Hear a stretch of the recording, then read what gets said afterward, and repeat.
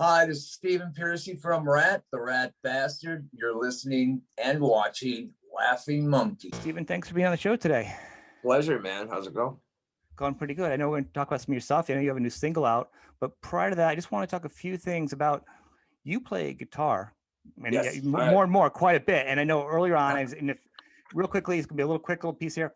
If anybody doesn't know about Stephen, then I don't know you guys been in a cave, but if not, just behind the music. And then he has a great book, Sex, Drugs, and Rat and Roll.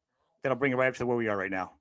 Uh-huh. But to the point of that story is you play a lot of guitar. Early on, you played a lot of guitar, and it looked like you played on stage.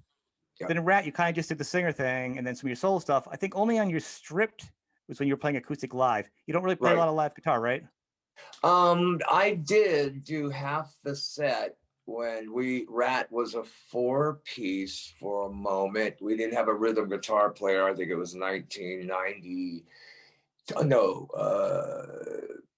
who knows? It was one of the times I came back to my band. Was it the 99 Rat self-titled one? I think, no, it was, we were backing something up and we didn't have a guitar player. We ended up with Carlos, but we didn't have one. And I'd play half the set guitar. Yeah.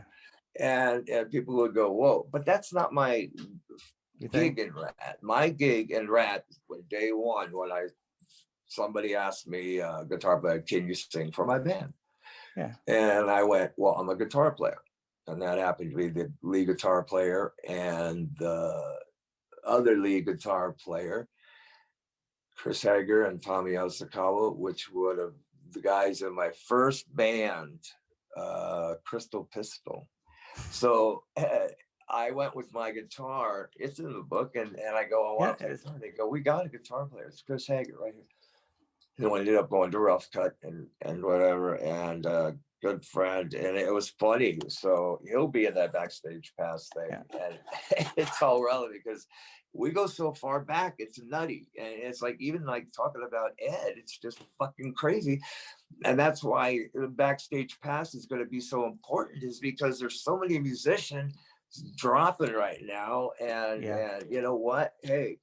Every dog has a day, and I'm just thinking, man, how can we honor these people before they're out of here? No, well, I agree. I figured it out, and it goes for me too. So your whole legacy. People love it. I want to know about these guys. Like Rudy Sarzo interviews me, and I go, I had an interview one time. By the way, a real guitar player always has a pick. Oh, there you go. It's crazy when a guitar player. Guitar players don't have a pick. It's like, hey, Stu. I have them all over the place, everywhere I go. So what I was going to say is, so with your solo stuff, you're never going to play any guitar live on stage besides that Stripped? I think it's kind of cool. You do. The only time I play, no, because when I do my solo stuff, no, because my guitar player Eric, and since day one, pretty much does the solos, and Frankie, pretty much from Sea Hags, he pretty much and Arcade, pretty much does the other kind of rhythm, unless it's round and round or something, But no, in Arcade I played a few songs. Yeah. I played SOS. I mean, I wrote every song with Fred Corey and. The first record, and the second record we wrote with Donnie Syracuse, the other guy in Arcade. But in Rat, that was the only time I actually played guitar. I played half the set. We were 4-piece. It didn't last long because I didn't like it. I didn't like it at all. No. But I'd love to play guitar for a band. I mean, I created Vicious Delight in 1995 to play guitar and sing. Like I started doing in Mickey Rat, and it's fun. I just do it for fun, and I write every day.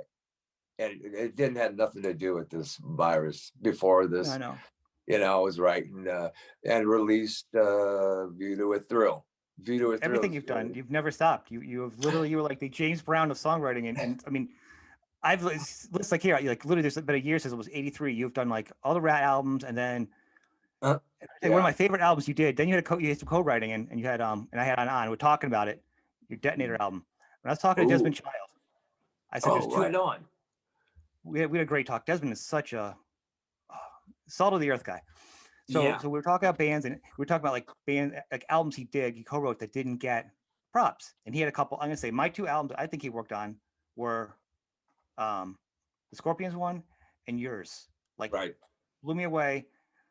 Your voice co-writing with those songs was the bomb. And Yeah. it's just ridiculous, and it's so good. Like, was it different I writing with gotta him? tell you, working with Desmond was fucking amazing. And I don't know what record "Giving Yourself Away" is. I actually posted something Backstage Past for that. That was that Detonator. It was, oh yeah, it was a great song, man. And then we ended up doing a record with him, producing with Arthur Payson. And it was cool. Look, dude, when I did that, it was with Diane Warren. Yep. And I just put a post of that up. It's crazy. You know, Desmond was just on my mind and that song. And I'm like, I'm going to let people know who I wrote that with. It's not a Ratt. I didn't write it with Ratt. But it was interesting because and I've gone through your songs. You have a certain voice and a tone, and you know your voice, you own it, which is the best thing to do for a singer. But they found a different way to do a different melody with your voice. It was just a little bit different. Yeah. Which was just like another hit of Freddie. It was just it was a perfect storm, and it was just great. And I was like, I was kind of bummed that at that point, you know, everyone knows the storm of grunge came in, and rock kind of ate itself too. I would have loved to see. I was waiting to see, but from that peak to see the next level. Hope you know, like Detonator, like where you going to go with that songwriting before everything kind of crumbled in.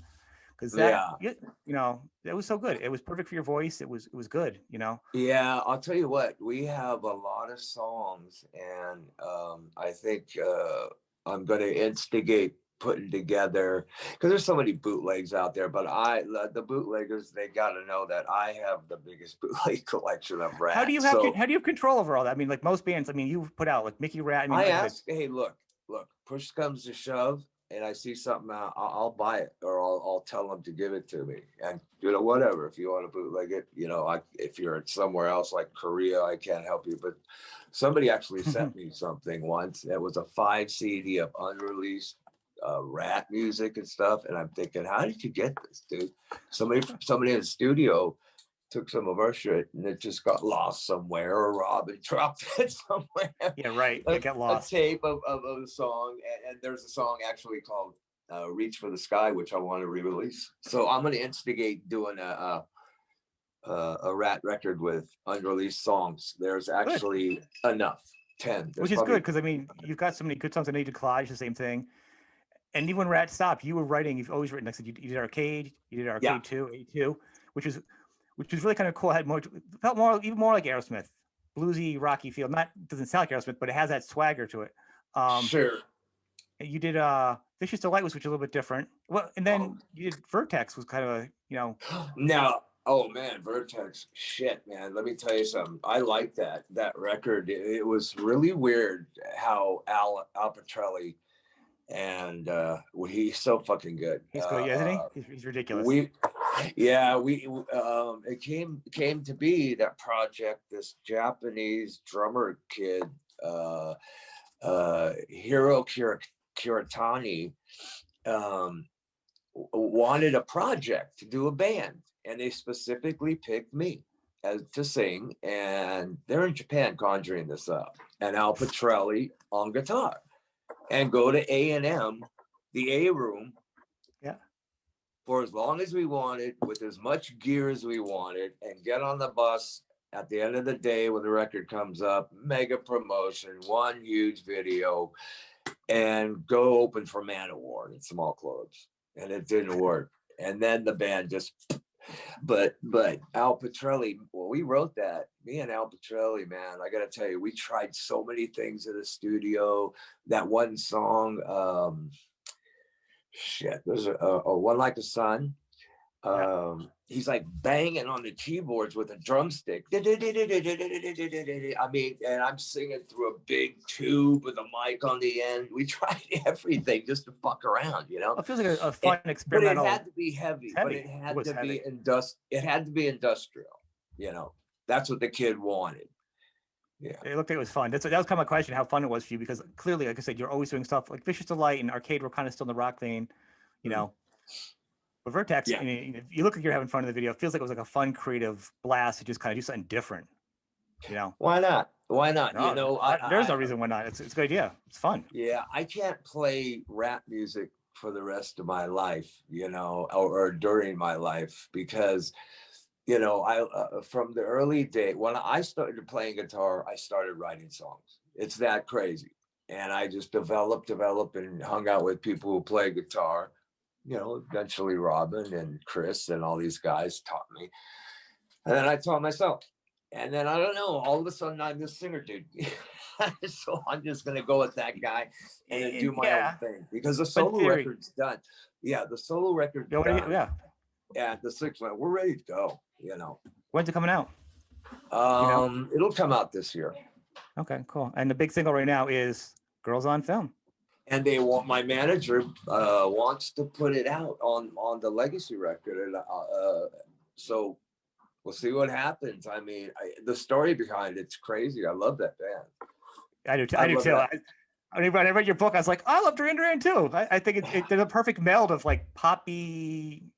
You know, it's perfect. Yeah, I liked it because of the fashion. Because you know, somebody I hung out with people back then. When I first moved to LA in 1980, man, I was experimental, dude. I tripped around Hollywood to Chris and John, and we just had to learn Hollywood. And we came from San Diego, Mickey Ratt. We were playing huge shows, huge, and we had to start all over again. You know, but Robin's band was huge. My band was huge. Mickey Ratt. I mean, seriously, playing theaters and big Crosby Hall. All these big places. It was crazy in the late 70s, man. Everybody just wanted to party, you know, and we were in it. And then all of a sudden Van Halen, and then it was, forget it. There's the bar right there, Van Halen. And I was so glad he was my friend. Did you ever get to play like guitar with him? Like hang out with him, play guitar in the studio? You know, when I saw him personally, when he'd come by or something, or I'd go to his pad a few times. It wasn't about guitar. It was only once when I went to his pad that I went in the studio and he played me something that Sammy Hagar was singing. Oh yeah, actually, but we were both fucked up, so I don't know. You know, I like he played it to me. He goes, yeah. He did tell me. He goes, Sammy would be pissed if I played this, and I go, whatever, man. Let's go. You know, we don't play guitar. He doesn't play guitar in my house. If there was one there, he'd pick it up. Well, that's what I meant. Like, you just hanging out. He always had a guitar, so I just meant like, you know, just hanging out for fun, not like a thing, just kind of fun. Yeah, we had other things to talk about. I'm sure you did. I like some of the stories you had about he kept a few things at your house. It was alcohol he was hiding from earlier on in your story. Yeah. Funny stories. Cool. It was cool, man. He left my pad once on his motorcycle, and he got a 502. I'm like, fucker, man. Oh, he's crazy.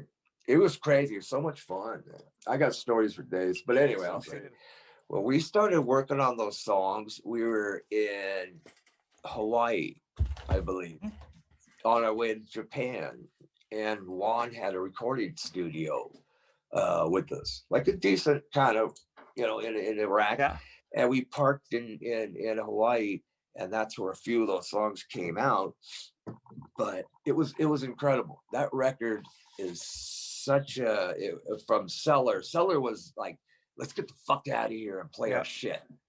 I mean, it incorporates out of the Cellar some Mickey Ratt songs. It does, but it's like it was next level.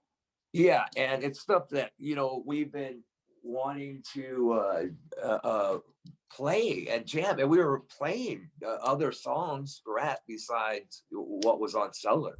You know, I Won't Lose, a song I have, Reach for the Sky, I have, and I never wanted to release a song that is the title of a record. That's why it never got its due. Oh, I didn't know that. That's interesting. Yeah, but it's really good. It was actually a little trivia. Well, I don't get it. It is a backstage story. It was written when Mark Tureen, the singer of the Bullet Boys, was playing guitar more than singing. And Warren split for a few months, and he pulled in. And when he did, Robin, Mark Tureen, and myself wrote the song Reach for the Sky and I Won't Lose. and they're fucking great. I want them out. I want them heard. It's over what, 40 years. I love your stuff. You have, damn, it was like it was early on. It was like before, it was 1982, you know, or 3, when Warren first joined, you know. Everybody's hopping chairs. But anyway, that song's amazing. That's cool. No, thank you, man. It's awesome. Yeah. I love that. Yeah, All the anthology stuff is awesome. Yeah. Yeah, but anyway, that turned it Backstage. But that record, Lay It Down, man, Bo just kicked our asses, you know.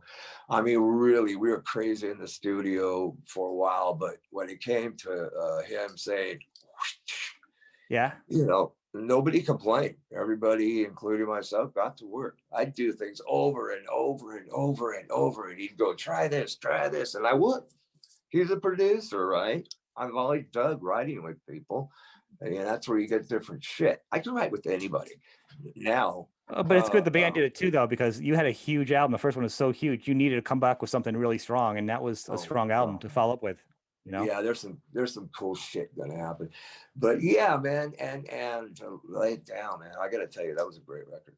I mean, he really topped himself on that, and it ended up doing like over 2 mil. So yeah, Cellar was good. But Cellar was like, let's get out of here, you know, and we did. We're all crazy, and then Lay It Down, it was like, okay, this is gonna happen all the time. Is this gonna happen all the time? This is our sophomore. We're huge. We got Bon Jovi opening up, or, you know, it was insane. 85, 86, man, out of control. And that record just took off. And next thing you know, it's like we get off the road, and not more than like a month or 2, it's like, start writing. We're going into pre-production. You know, we created this thing, since we're in this situation with this virus and whatever, and who knows about the live show. So everybody's experimenting. Yep. What I'm doing is with my girl here is we've created a thing called Backstage Past, and it incorporates going back to the beginning with myself and through your career, and you know, up until you know, what is your legacy at the end of the day.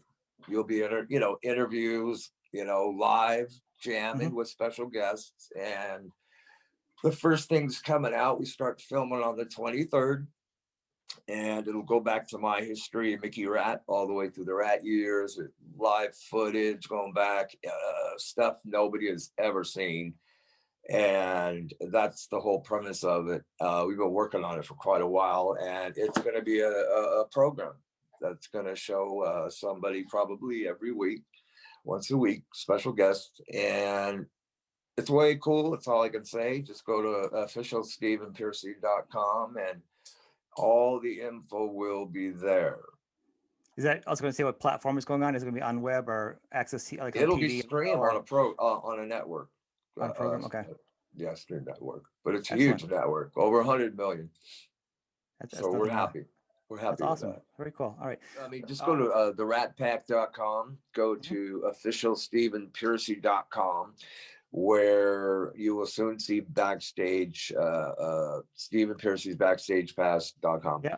And anything else is really on officialstevenpearcy.com.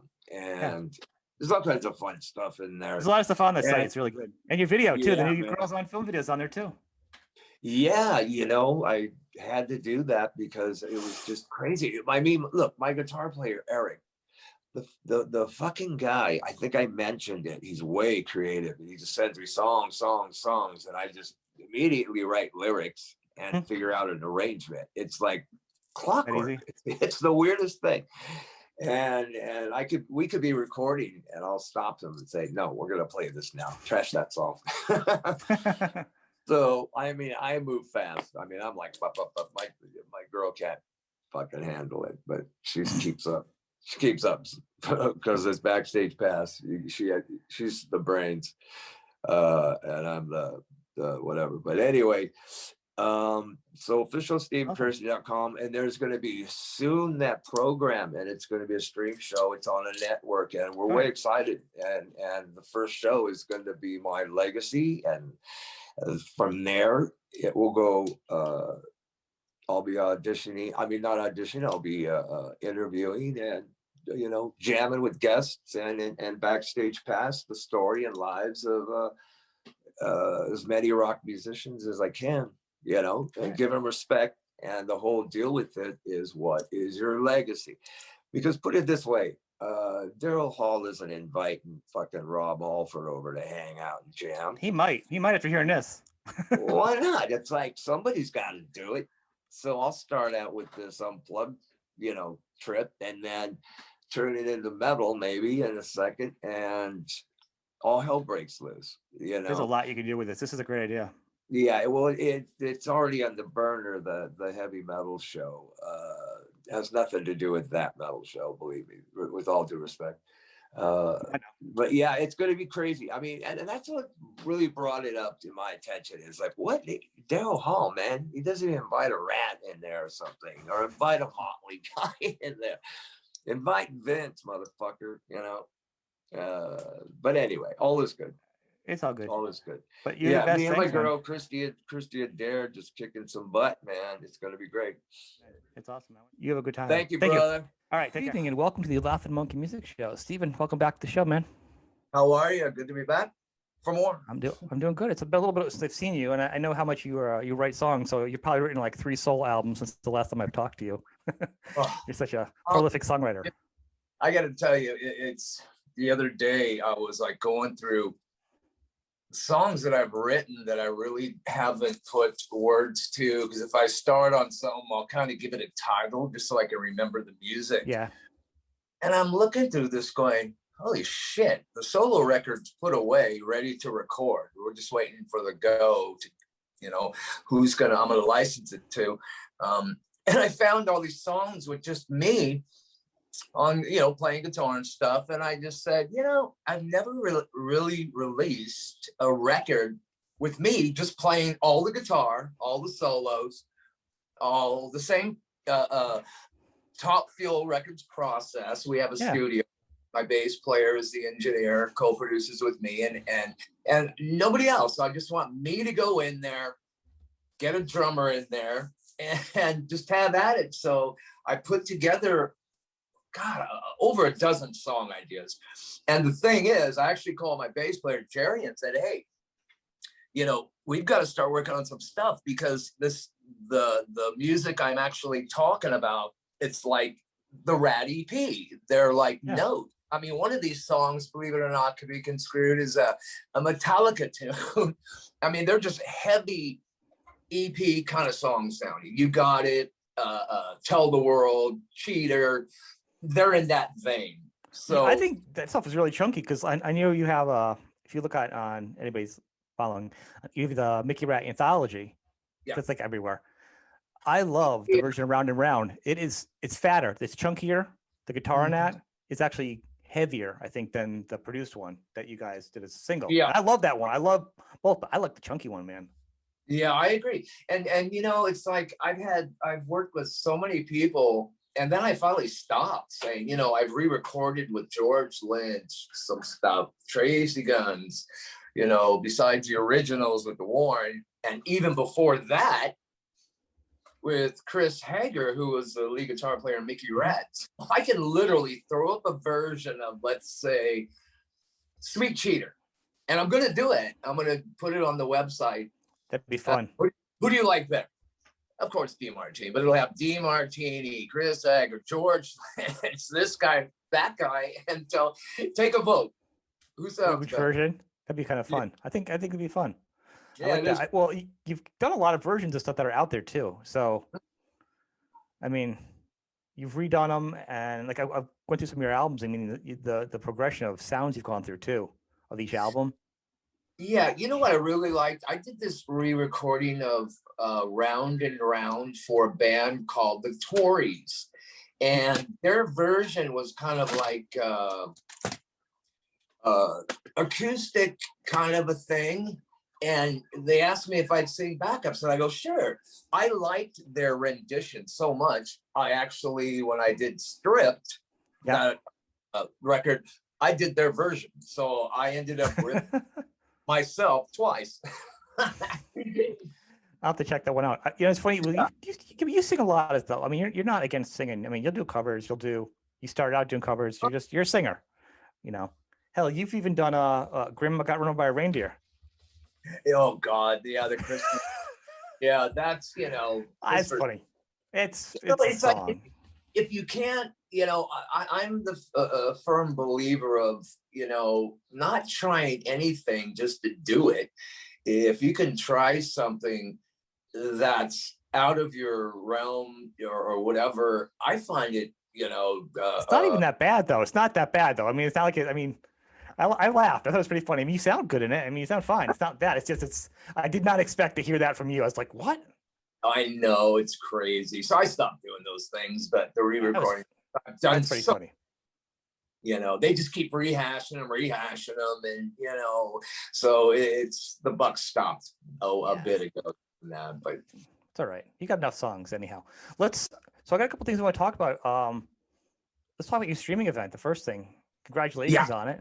A lot of good reviews. People loved it, man. Fantastic. Yeah. Well, you know, unfortunately, it was supposed to be a Ratt stream for last New Year's Eve for the new year, 2021. And it's okay. I'll take on all comers. And that's what I did. Yeah. And the best about it is I got to step outside of the Ratt mode. I mean, look, I'm a solo artist too. I recorded, like, you know, I'm on my 6th solo record. Mm-hmm. I just don't put stuff out there to put out there. There's got to be a reason nobody's heard it or it's different. You know, and I was doing this long ago, finding these deep cuts, you know. So I'm utilizing that, you know, as much as I can.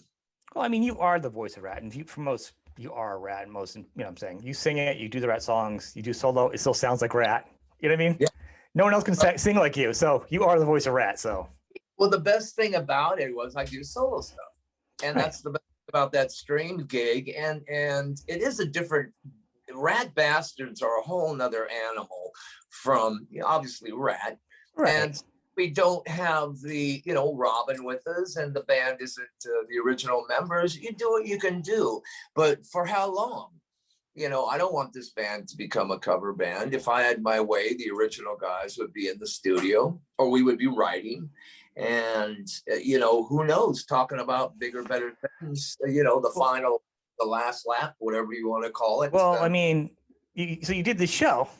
Don't mean to talk over you. So what happened? So Bobby, obviously, and also you had Scotty playing drums, and Scotty's a monster, right? So props to Scotty Coogan out there right now. But obviously, Bobby is what everyone's hot about because Ratt. Correct. But that being said, once that got done, were people like, hey, was Warren or you know, Juan kind of like, oh, kind of excited? Was there like any more dirt kicking up, a little more excitement now? I haven't heard from their comments, but what? You know, that's crazy. Well, we kind of tend to, if there's no business at hand, even back in the day, everybody goes to their own village, you know, and you write or you do whatever until you get that phone call tomorrow, you know. But we'll see what happens. I really enjoyed it, doing the stream. Now I know what to do, you know. So the next one will be definitely, we'll have some kind of live audience. Well, yeah. People say though, it's how awkward it is, and you do well though. Yeah, I love playing cover songs. I love Zeppelin, Bowie, Priest, Aerosmith. I'll even perform that Girls on Film. It doesn't bother me. Toys in the Attic. I mean, I love doing that shit. It's what I grew up on, you know. So I get a chance just to get my yayas out instead of, okay, here you got to play around. You have to lay it down. You have to tell the world, and you know. So I enjoy those. The next stream will be a bigger, better, cooler event.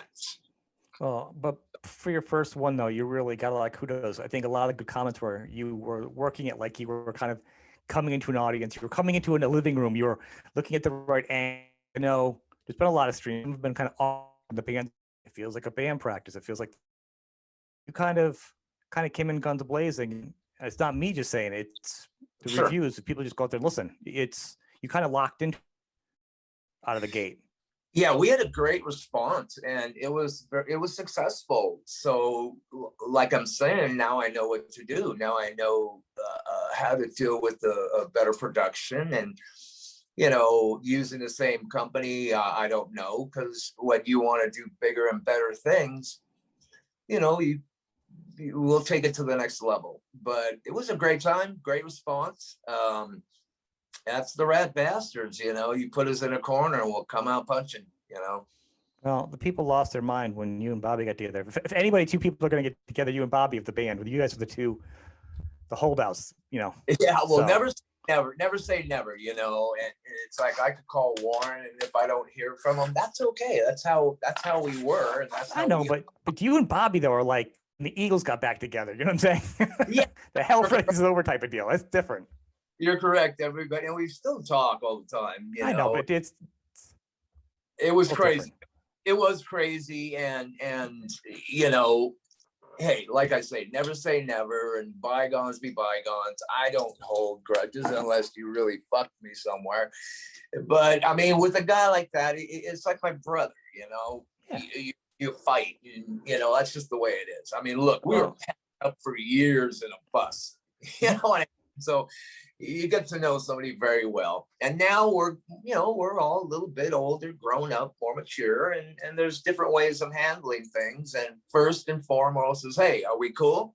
Okay, let's hang. And that's where it's at. Well, I mean, no, and nobody can say like no one's lived in the same shoes that you and Bobby and Warren and Juan. You guys all lived a certain life that no one else experienced. And well, the five of you at one point, but then obviously the four of you that are survivors. And now you guys are older, mature, and you have a legacy. And we've learned you don't want to, people are dying. You want to make sure you at least have a friendship with the band. You know what I'm saying? Even if you don't play. I mean, we've learned that from like with Eddie and stuff. That stuff happens, man, and it sucks. Well, yeah. I mean, look, there's one thing we all have to do is die. How you want to get there and take it, is your own trip. I have my own beliefs on, you can't come back and say, let's do that. That was a great idea. You got to move while the iron's. Oh, and I'm the ultimate instigator. So that's what I'm doing now. We'll see what happens. I mean, look, awesome. They never, I believe, and take it from there. All right. I'm gonna say just have one question. This is something I got when it's always out there talking about the band and stuff, because you only want, this is gonna be like the end. We'll go to some albums, but you're talking about Ratt, and you said you don't really want to go out there. You want to do maybe one last hurrah with the band. I would like. All right. And you didn't want to do it, say, with Carlos this time. I mean, the Infestation album was fantastic. You guys play well. He's a good player, but you kind of want to do the four guys or do the original maybe type of deal. As much as possible. Yeah, go ahead. There is one other original guy you could put in for a fifth member when you play live. Jakey Lee. Yeah, well, Jakey, he was kind of, I don't know if we even approached him back then. He's different. Yeah, he would be awesome to see. People love him. Yeah, he's a one guitar band guy. Okay, I get that. He needs that because of his playing, and that's one of the reasons. I don't know, maybe he didn't like me or something towards the end, but that was one of the reasons he left. He's not a two guitar guy. I wanted to bring another guy in and start this whole new thing. Started out as me singing, playing guitar. Then no, I'm gonna say, hey, Jake, you're the guy. And so who knows? But if we're not talking any of that now, I think it would be great for the fans, our friends. I call our fans friends. Yeah. I think it would be way cool. So we'll see what happens. I make no promises, but one thing is, hey, I put it out there. I'm not going to do a record and without the original guy. It just doesn't make sense. But I have to say, when I made that remark, a lot of people were going, "Oh, that's a great record, Infestation. You should put it down. Be happy your fans." I'm like, give me a fucking break. I go, look, my point was. Well, I get that. That's why I preempted what I said because of that. I'm like, I get that. Yeah, we didn't have all the real elements. If there was a Juan, there was a Warren, there was a Bobby, there was, whoa, you pretty much got a great nucleus right there. And that's where I go, man, you know, that would be the ultimate e-ticket, not, you know, just keep having one guy come in, one guy come out, and, you know, blah, blah. So that's where that stands, you know? All right, well, so Ratt EP came out, blasted out, you had like 100,000 copies, something ridiculous. Right. At that point, and we're talking about you kind of like redoing some songs between Mickey Ratt, and then they kind of get remade a few times. So that EP did pretty good, had a certain sound, a little raw. Yeah. Then I know they went and repolished it, I guess, for the reproduction. Didn't Atlantic like redo it? We redid back before. Yeah. And then Out of the Cellar, obviously probably the biggest album that you guys did. I mean, it still is to this day. Yep. So a lot of those songs you have on there were really good. It was the full band. You guys were firing on all cylinders. And what I know changed a lot. I know you like to write alone, or you've said you like to write your lyrics and stuff. Yeah. Well, how that changes between the albums, I'm kind of curious about as a band to the years, because songwriting is different each album. You know what I mean? Well, the way I work and worked with my band with Ratt is I still, unless you bring a song in, that's complete. Like when we were thinking about, when we had the opportunity to do the EP, we really didn't have any music. We were playing all of Mickey Ratt's music. Right. And Up in the Dog, and I think we were just starting to write, like this one song, Reach for the Sky, and this other one, I Won't Lose, which I have, and the original band demoed it for Out of the Cellar, but never made it. So one day you'll hear those. But anyway, if you didn't bring in a complete song back in the day when we were in pre-production for Out of the Cellar, or the EP, it really wasn't, you know, noticed or something, and unless we were just, whoa. Hence, you know, You Think You're Tough. That was probably the first real Ratt song written as, not as a group, performed, recorded by the band. All those other songs on the EP, You Got It, Cheater, Tell the World, were Mickey Ratt songs. They were completely done. Which it gets to the point. No, I really wouldn't consider working on a song unless you just give me music, you know, unless you really had some kind of somebody. Robin had a great title or words for a bridge. And the same would be said for anybody else. I mean, Juan came to the table with for Out of the Cellar with a couple songs, and they were pretty much complete, except on one song I really couldn't bite into the lyrics, and it really wasn't me. So that's why I like to write lyrics alone, because if I have any kind of outside, you know, influence, it wouldn't sound like me. You know, some people like talking about the sky and water and stuff. Me, I like talking about cement and, you know, trippier shit, you know, cement pirate shit. So, you know, that's where that came from. It's not that I didn't want to write lyrics with these people, because at the end of the day, it was Beau Hill who went, "Oh, that sucks," or "That's great. You're a producer." Right. Or somebody in the band did come up with something great, but like Lack of Communication per se, I changed a couple things, but it's a Juan song, you know, complete. So I would come up with complete songs, or leave me alone. Give me your ideas and leave me alone, you know, and then you'll get your product. I know, because at one point that you talked about, like, the band was kind of like, you know, they're kind of like, oh, he takes off, he does the song separately, and I know you said that before, so I was kind of curious that it kind of drove him nuts. But then, of course, at that point in the songwriting, your band was a couple albums in, everyone's getting bigger, egos are getting bigger, everything's kind of separating, and then so your songwriting, everything just is amplified. So it's not about the songwriting, it's about everything's about everything. So Sure. So I'm kind of focusing in on like, oh, so let's really talk about the song part of it. And, you know, that's because that's what people love to hear. Yeah. So Out of the Cellar had a really great raw sound. It was a cleaned up version, obviously. And you were, like I said, a lot of old Mickey Ratt songs were kind of cleaned out that you weren't using. You were starting to kick in new songs as a band. Yeah. Then you came out, then Invasion of Your Privacy. That album, a lot thicker. I think the guitars sounded heavier in that one. That's my outside thought. That record, Yeah. that record was a whole, it was quite different than Out of the Cellar. All we knew is that, oh shit, you have I don't call it a hit record. You hit a nerve.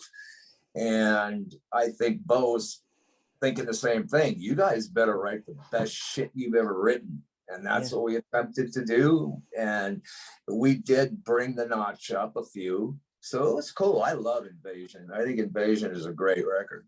Invasion is that one, I would say, and that's probably one of that and Detonator are probably my two favorite Ratt albums. Like my top two, and then I'd probably work. But with Invasion, you had some kind of like ballady things, and but what's interesting, at least you didn't release. Is there any old Mickey Ratt stuff? This was all new Ratt stuff at this point, right? This album was all band. Invasion?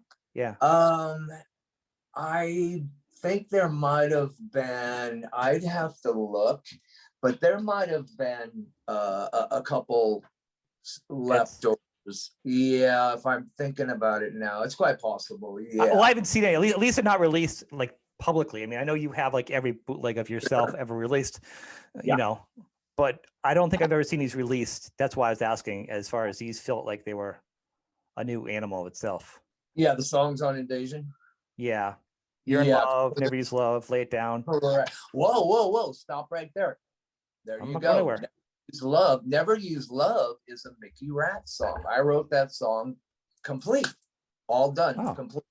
So I did that throughout the catalog. I would bring it like Top Secret. That's a Mickey Ratt idea. Okay. That was actually recorded by Mickey Ratt. And so, yeah, you just refreshed my memory. Yeah, there are a couple songs that were Mickey Ratt or that have been sitting around. And like I say, it goes back to This Song's Complete. Here you go, guys. We used to do it in our set in '83. It didn't make Cellar. So it's time. And it worked. Well, yeah. Well, first off, in your defense, I mean, you've written probably hundreds and hundreds of songs and put so many different albums and versions of albums, and you know, and to remember all that would be just insane. I'm not trying to make a Ratt joke either. You're insane. But to that point, but Never Use Love, the production really made it fit, because I couldn't hear. I mean, that sound would not have worked on Out of the Cellar like that. It works with Invasion of Privacy. You're spot on. Was that a producer decision, or who made that decision?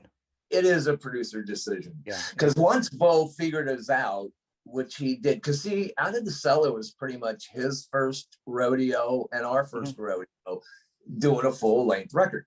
Really? So it worked. That was a good album for both you guys to be your first time.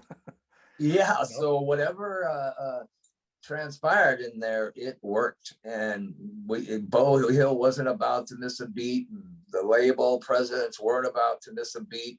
And they wanted the sophomore to be a hit. And it was. Thank God, you know. It was. I mean, I remember when it came out. I was so excited. I had that when it got the set. I was so looking forward to it. But like all your albums, and one thing is consistent, they all have a certain sound. There's not like there's no uneven sound on the album. Like this album could be here, and this could be belong with this album. Each album, and whether it's the production or the song choice or the order, you know, it works out really good. And this album, I felt like was really designed for like stadium, for live playing. A lot of the songs just felt like they were very much designed for an audience. You know, well, we did consciously want our songs to be able to come across live. It wasn't until later we got a little out of hand, because a lot of those notes that I had to banshee yell and scream weren't gonna work well on the road for 14 months. Night after night, I wouldn't have a voice. So we learned real quick, don't do that. If you can avoid it, don't make us sing or do something that you can't reproduce on stage. Well, there's still singers that are doing that now with their with certain notes they sang when they were younger. Then when you get older, you can't sing those anymore. You're singing at a down key. You can. There are guys who can do that, and God bless them. I don't know. Yeah. There's only a few that can still do it. That have the voice of like there's only a few Sammy Hagar voices out there that can just still hit those notes. Yes. That they wrote when they were younger. Correct. Yeah, that's true. But I mean, they made me do stuff like, I'll Never Use Love or Dance, Dance, Dance. I got to tell you, when that record came out and they picked that single, I was like, oh shit. You mean I got to do that every night? It's going to get in the way of my partying, man. But I have a voice. I'm lucky enough to have a voice, whether people think it sucks or not. Sometimes I think it sucks, but it is what it is. But, you got to be careful, trying to do these things and hit these notes, because it'll haunt you, later on when you're like, oh, I shouldn't have done that, but I had to prove I had balls or something, or everybody's doing it. And you have a singer voice. You're a singer and you have a rock voice. Say what? I'm saying you have a singer and you have a rock voice, and you're on tour, and you have especially having a rough, gravelly, bluesy voice. Any singer that has that kind of voice, after a certain while, you're going to blow it out, or you're going to have a bad couple of years live because the weather. I mean, it's not a guitar. It's not going to be. It's hard to keep it in tune. It's moving and breathing. It's a body part. So yeah, I'm lucky enough to have a voice, or unlucky enough, but I don't have to really worry about it. I don't really bite into a towel backstage or go me. I'd rather laugh and talk and work my voice, pre-show that way. But I've never really had a problem, and I'm very fortunate that I could go out there. We actually did 29 shows in a row, something really crazy back in the day. Mm-hmm. And they didn't think I was going to be able to do it, but I'm like, well, let's just do it and see what happens. And I think your voice has gotten better, like stronger, live performances. I think there's a time where I don't know, like you had problems with your legs and you had medical issues and stuff going on, and you're just regular singing, it wasn't top or bottom, it was just whatever. You know what I'm saying? I'm not knocking you, you know what I'm saying? Yeah. But we all have life stuff going on. I couldn't do what you do. But the point is, like, I'm lucky voice, but your voice is getting stronger again, though. Like, it's getting stronger again. Like, is my point. It's like, it's great. Well, that's happening because I don't partake or indulge in these dangerous substances any longer. And if you're drinking like a fish, you're going to have some problems eventually down the line, or maybe not. It depends on what kind of music you play and your delivery with people. I mean, there's so many aspects to that. But I'm happy, we're fortunate enough to have a voice to where I don't worry about it. I just do what I do. It sounds good, the guy that goes out there is a whole nother person. I flip a switch before I go out, and the minute I come back off stage, I flip it, and that's it. So I kind of don't even, how I can get away with some of that, I don't know, but I'm enjoying. Well, keep doing what you're doing. It's your voice has gotten stronger, and maybe even if you're drinking, your mindset's a different spot, so you're not singing it properly because you're not thinking that way. I mean, maybe not have to do with your voice. It's just like where you're at. If you're doing other stuff, you know what I mean. If your heart's not into it, if it's a performance, you're like kind of walking through it, Correct. And here's somebody told me a long time ago, it was a teacher, and I never had voice lessons, even though I was told to try to get some. But that'll just disturb your character and individuality. But they told me, think the note before you speak the note. And within that little millisecond, most probably you'll hit it. Mm-hmm. So to those singers out there, try it sometime. There is enough time in your head to do it, believe it or not, to think about the note before you sing it. So I tend to do that quite a lot. And it's very helpful, because you'll be amazed. Sometimes I just go, holy shit, it works. You think it. It's great. We got a lot going on too. To be thinking that you guys are moving. You guys are a very physical band, and we're talking. Well, now you are your solo band, Rat Bastards. But even the day, I mean, you got to move. You can't sit still on that stage, especially with Warren and his bass guitar, the way he jazzercises with it all around, and it can knock you out. Right. Yeah, you know, jazzercise. Yeah, Warren has a tendency to still try to, but I know he knows he can't. You know, look, those were days when you're in your 20s and you could climb on the scaffolding and rafters and you know, fall on your ass and get up. That doesn't happen too much anymore. And we're very lucky, us 35 years later, that we can still deliver. I mean, I would love to see the band. I mean, look, I've jammed with Bobby. I would love to see Bobby jam with Juan and me, and I would love to see Warren pull into the picture. You know, but that's up to him. And if it never happens, it doesn't happen. We have a great legacy.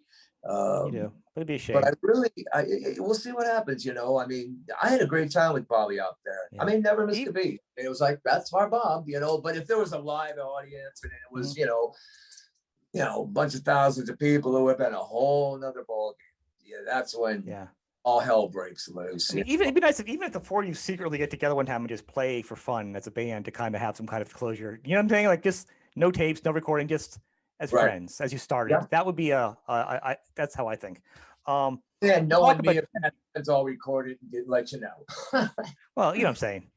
I know. Gesture. If the Dance Undercover came out, once again, new sound, still platinum, you're still guys kicking butt. Dance came out, a little different song. I wasn't kind of expecting that. I felt the sounds were almost like the guitars were almost like they were short and punchy in that album.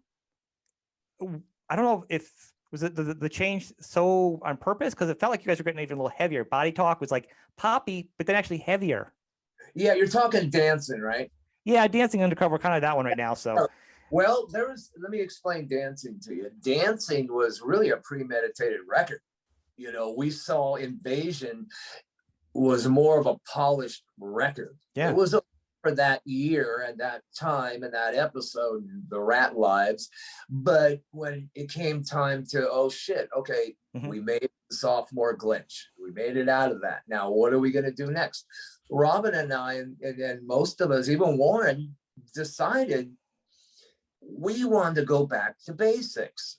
Let's just try back to EP, Cellar. There was no pressure. The songs were harder, and let's not have as much fluff, so to speak, because then everybody was by Invasion, all these new bands, everybody's used your producer, taking your tricks, and so we really wanted to make a change in the delivery of that record. We wanted it to be harder, a little much heavier, a heavier record, and it did feel heavier. Accomplished, you know. Yeah, it was good. I mean, even like when it doesn't matter when you start off and you start playing just a guitar, it's just you singing with a guitar. Right, Neil Warren, yeah. Yeah, that was probably I love that song. The whole album is really good. Thank you. We would try different things. I mean, if you have the ability to do different things and experiment, not literally, because we knew, and now we know, even to this day, there is a schematic to Ratt music. Juan knows it, I know it, Warren knows. It's just Bobby knows. It's just stuck in our heads. And so even if we wanted to do something to make it different, like the other Ratt records that came after the Sony Portrait record and even Infestation, without Bo and, in the nucleus, or at least the four of us in the nucleus, it's going to be hard to, it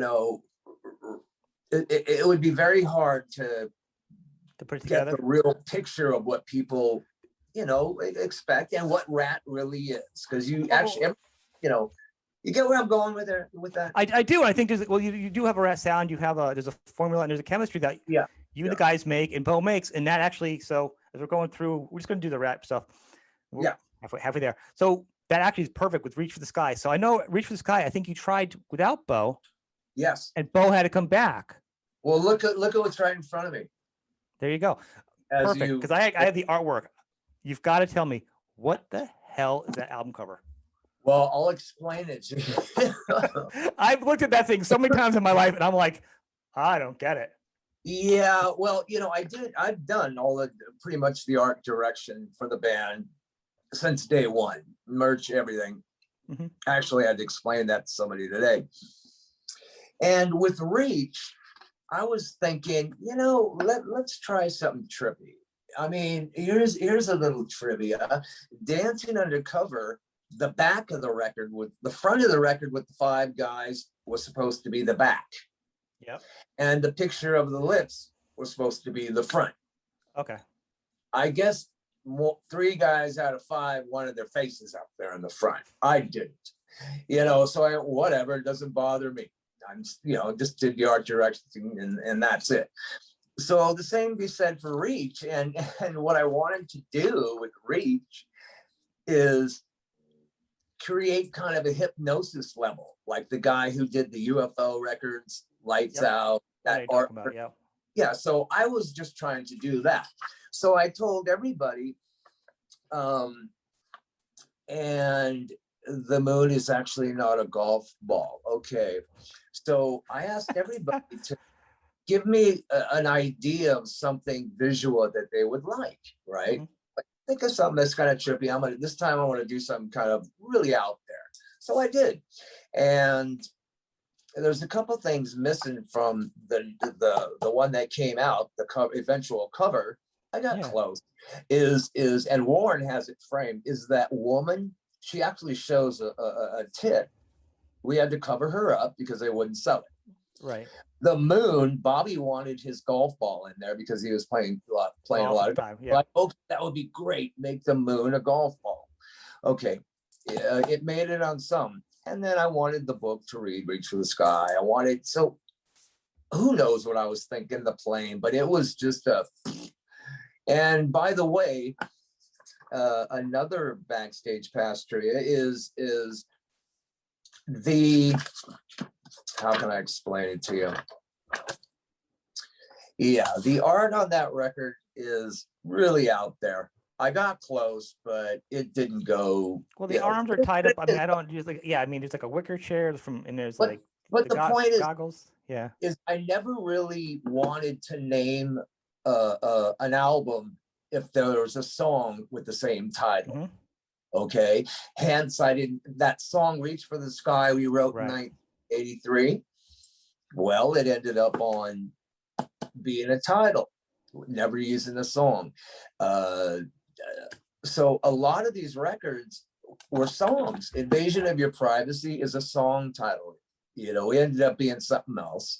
Dancing Undercover, the same thing. That was a song title. So there's no way I'm going to put a song and an album, the same thing. Right. I've done it with Under My Skin, a solo record, first time ever. And I've never really wanted lyrics ever in any of our albums. And I believe the only one that Ratt escaped me was Detonator, which is a whole new group of producers and people. Yeah, I don't believe in, telling the story. I like people to figure out your story. Well, how did Reach for the Sky become a title? And you already had the song. And you're like, you know what? I just like the title because the album was different. I feel like at this point, you guys were getting big. You guys were having some issues. Trying to decide on a producer and stuff. I'm looking at some of the song titles I wrote down. Right. Really, it was not the quality of your music didn't change. No. The album had a different sound. I mean, you still Wait Cold Jr. I mean, who's going to touch that now at their best? I mean, that's a good, City to City just feels like that's a touring song. I mean, yep. And here again, you go. City to City is a Mickey Ratt song. I could play you a Mickey Ratt version and live at the Troubadour when Mickey Ratt played there in 1981. And I like that version better. A lot better, but it is what it is. You get all of us together and Bo, and then you get our delivery. What people, it's a very polished album though too, though. And I think with a lot of Mickey Ratt stuff, it's a lot heavier, which I personally like. I enjoy it. Like the Ride Around example. I like the Mickey Ratt thing. I listen to a lot. I love that one. The anthology. Yeah, is a different. It's lot just weirder. heavier. I mean, your vocals are produced fine, so it's not even like it's not like Yeah. demo-y. It just feels like the guitars are just different. Yeah, they are. Yeah, And so that's it's just Reach for the Skies is kind of polished. I think is that what happened with Bo when he came in? He kind of polished it for oh Atlantic. yeah, he had free. Then it was like he was going to show us how important he was in the mix. But I mean, who knows? We were all over the place. We have been touring for years. Right. We were up, and with that success breeds excess, and a lot of things went down. I don't know if where we were at or why city to city ended up so far down the line. That song should have been on the EP. Yeah. Or Cellar. Unless it just didn't fit. Once again, sonically. Yeah. I mean, but that's the whole been story, one of the things. Yeah, the whole story behind Reach for the Sky, Beau Hill actually talks about, if you Google it, Beau Hill on the production of Reach for the Sky. It wasn't that we never wanted to use Beau again, because I love Beau. I've used him for solo stuff, and I think if we were ever to do a record, contrary to what the others might think, Beau Hill would be my first choice to bring back. Of course, we made this sound together. It's almost like team. Yeah, the hidden sixth member per se. Our Mutt Lang, so to speak. He knew what to do with us, and the whole story behind that. I'm not even going to tell it. You'd have to do it. Look it up, because actually I've looked up too, so actually have the viewers look it up so we can hit a couple albums and not keep you tied up all day. But it's a good look it up, everybody. I know the story. I know the backstory too. So that one, it's a good one. But that's why I know a little bit. Why I can go back and forth with this. So then you guys come out. Rock is hair metal, rock, whatever you want to call it. I don't really care. Is eating itself at this point, because it's been a copy of a copy of a copy. There is the right for the taking. Then grunge comes, whatever you want to call it. But at that point, you guys squeeze out Detonator. You get Desmond Child in. You go for a different sound. Yes, it's a fantastically. Once again, it's cohesive. It's a different level, and I love it. I agree. That record again. If I had the catalog in front of me, I like Detonator. It's got Shame, Love and Use Their Job, Scratch That Itch, One Step Away, Hard Time, Heads You Win and Tails You Lose. I didn't know Bon Jovi sang on the background for that one. Yeah, he sang on that. All or Nothing, Giving Yourself Away. Oh my God! And the Top Secret made it to this one. Yeah, Top Secret. That again. Finally. Was Ratt, that got rehashed. I don't know what happened. I'm sure we had more material, but everybody just threw in their tapes and threw in their demos. Literally, here's demos that I got my songs, Robin or Warren, Juan. Here's my stuff, and they would be nitpicked. We Bo would go through the songs and tell us which ones to really work on. But Detonator, I love that record. I think it was a great effort. Robin wasn't around as much, so it suffered without his input, I believe. And you can only do with the tools you got.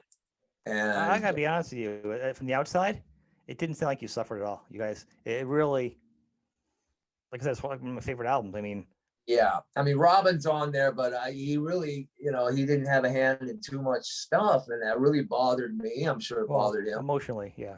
Yeah, but look, it is what it is. But that record is a pretty interesting record, Detonator. And then again, I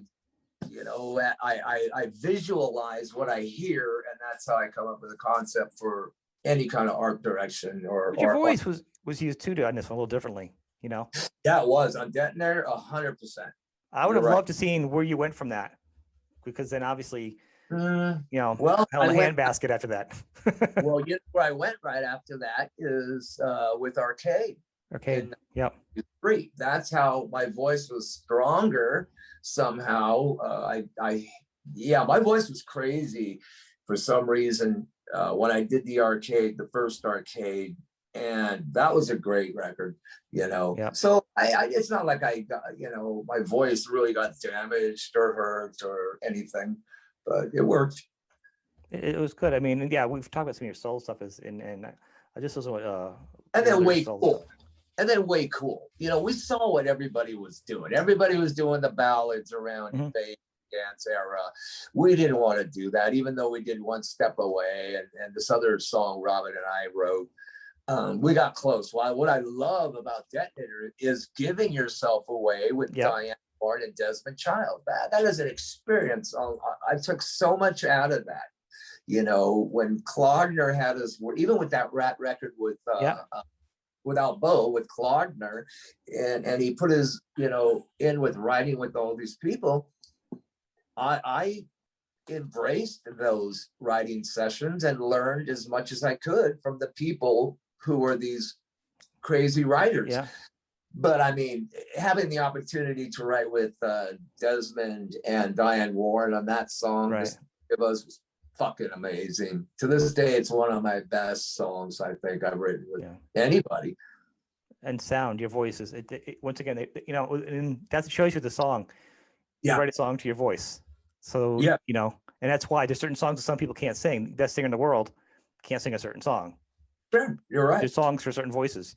You write for your voice, and they wrote for your voice, but with their influence, and it was just a whole new thing. So, you know. Yeah, and it was Diane Warren that said we need a working title. She works differently, I guess. You know, I do that sometimes too. I'll come up with the title and then work around that, or let us music stew, and then you go back and go, oh shit, perfect. She asked me, what have you never done? What have you never done? And I said, hey, giving myself away. She said, there's your song title. Now let's go. It was great. I mean, these are like mega pro writers, you know. I mean, you better learn something. I like that. I like the fact you talked about when we first talked to you know, you're all about learning in the studio. You're all about not just partying, about learning, growing. And clearly with all your solo albums, you've kept working it. You know, it's a craft, it's an art. Yeah. I think the only album that was really neat is, we're almost at the end here, but with the questions with, so Collage came out when you guys kind of were starting to get back together, kind of a weird time. Right. That was, and obviously a collage is a collage, so it's not really a lot to talk about. It's a lot of Mickey Ratt stuff, some stuff thrown in, some stuff repolished. Top Secret was on it again. You know, Top Secret was quite a bit. So, Collage, you know, loving you,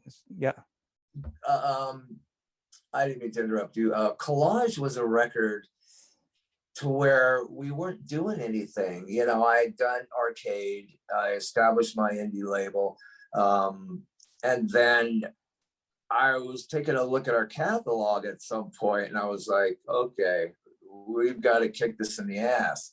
So why don't we get together? And we got all those together. I believe I ran into Warren just walking down the street.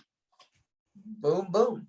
And then I went, hey, by the way, you know, our catalog, this, that, and would you like to, you know, instigate something and put it out there and see what happens? He was into it. We picked a bunch of Mickey Ratt songs, redirected them with his input. And then this is what we got. So it's a fun record. You might it's not a demo album by any means, but like when I heard Detonator and then that came out, I was like, oh, a new Ratt album. And I listened to that, it's like, whoa. Because it was a different animal, you know. Right, it was older Ratt. It was actually literally a collage. But it you know, it was a record that did exactly what I wanted it to do, get us back together and stimulate the catalog. And I thought it was for a tour, like that you wanted to have some material to tour on too, because a lot of artists won't tour without. A tour came out of it. Oh, okay. So it's the opposite. And it got us back together, you know. Then it was worth it. Or a few of us, I think. Yeah, Juan wasn't involved still. Yeah. No, I think Robbie at that point, because Robbie did that. So last two albums you guys did together. And I think Ratt, the self-titled Ratt, or 1999, whatever they want to call it, I think there's some really great cuts on that one, like Over the Edge, Lift It Today, and Lovesick is so ridiculously good. I mean, there's other songs, but you know, it's so good. Yeah, you know, that's the Portrait Sony record. That record, I like that record. I mean, look, there's no Ratt record that I do not like, because it took a lot of time, life experience, blood, guts, and whatever goes into your music. So, you know, I respect all of her shit. Music, it's that if you don't have all the elements, I'll say again, you're not going to get the real big picture. Right. We can get away with it. Like right now, because I have written a lot of the Ratt music and songs myself, it would sound like a record. That's why I have problems getting, I mean, thank God my guitar player, Eric, does a lot of the music for the solo stuff. Yeah. I come up with complete songs because it takes me out of this, what people expect out of, oh, I'm not getting a round and round from this guy. I don't want to do a round and round. It's been done. It'll never be done again. So that's where that helps with my writing. But that record with Lovesick, that's a great tune. Yeah. We That really riff. Yeah, we tried to get something done there, Warren and I. We really did.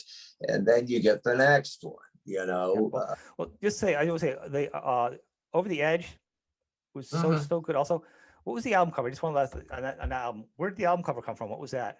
Infestation or the No, the Ratt album. It's like that looks like the person walking the down Ratt the street. record. That Well, then again, it was looking for, different art ideas, and I just really wasn't into the art directing at that time. I oversaw things, but I really wasn't too excited about it. But Warren liked this idea of this artist guy.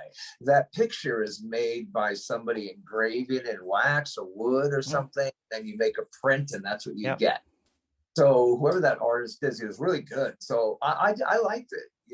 There was real no concept to it at all, but let's just put something really weird out there and just call it Ratt. Reintroduce ourselves. And that's where that whole came together. So, all right. So we're at the last one. Yeah. Infestation, which so fresh, so live sounding. It did not sound like an older band. It sounded like just right out of the gate, eating up alive. I mean, I love that record, but some of our fans out there thought, oh, he doesn't like that record. And, he should be happy and whatever. I'm always happy. Number one. Number two, that record Infestation, I gave it a decent title. I just couldn't see it and hear it as a Ratt record like I wanted, and Warren actually wanted too. We got close. No cigar. I keep saying that. It's a great record. And, I totally dig it. And we tried and did what we do. That's all you can. But those first two singles were written by me and Carlos. Yeah. So it's like me writing with somebody else and saying that's, or Halford writing with some guy and saying that's Priest. It's not, because you don't have all the elements. It did sound like, I think because there is a sound and certain things you can replicate. Yeah. Your voice, you can't. Guitar sounds, and take your guitar off your wall, put a humbucker in, get a phaser, whatever, and you're gonna say you can do a Zeppelin sound. Like nowadays, I got my Vox over there, I can do Queen. Not good, but so that point being, I think when you're not feeling the Ratt sound, and this is feeling as a fan listen to it, we hear the Ratt sound.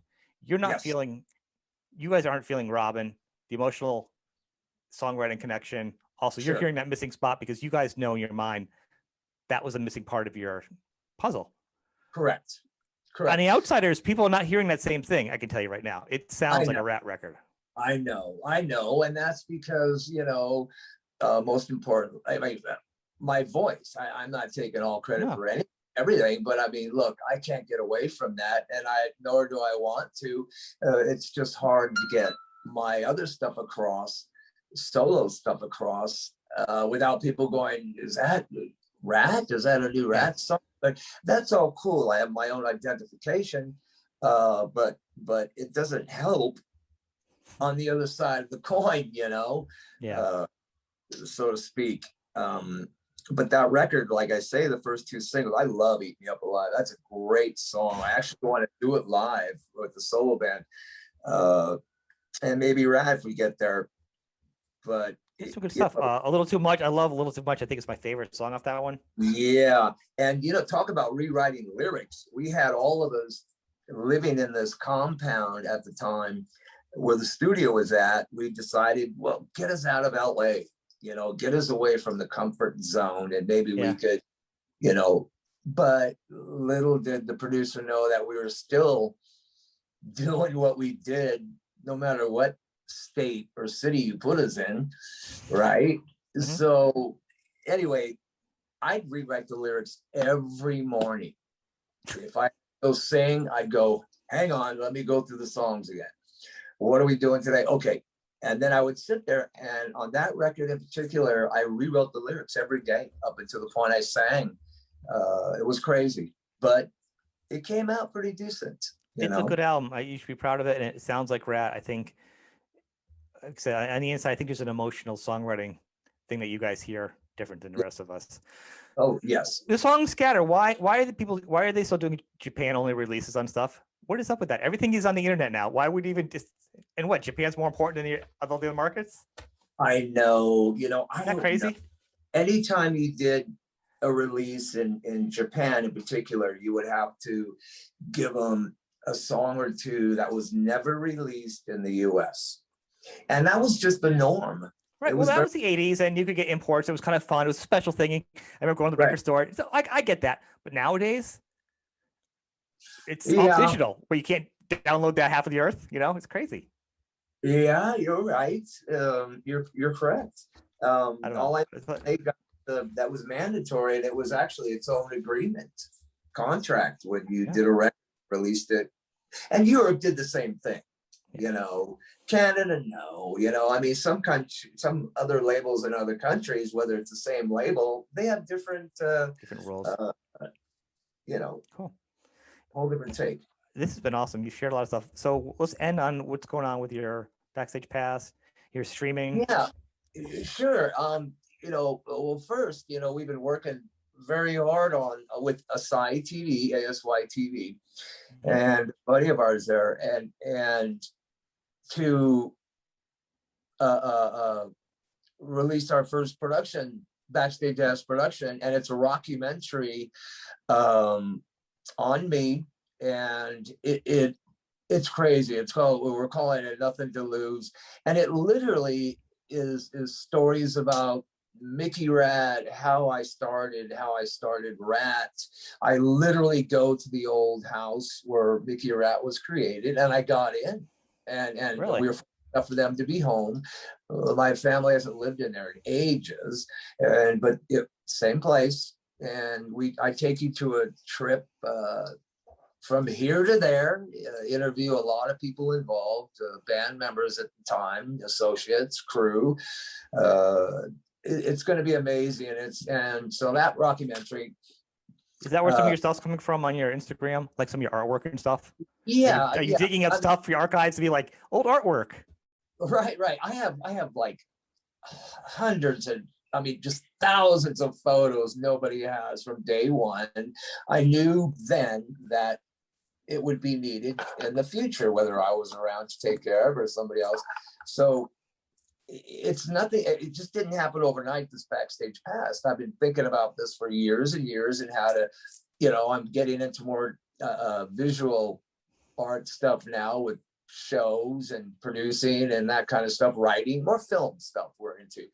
And with my partner here, Christy Dare, who also is helped produce the concert, actually. So we're involved with this. It comes out next month, the first 3-part series of it.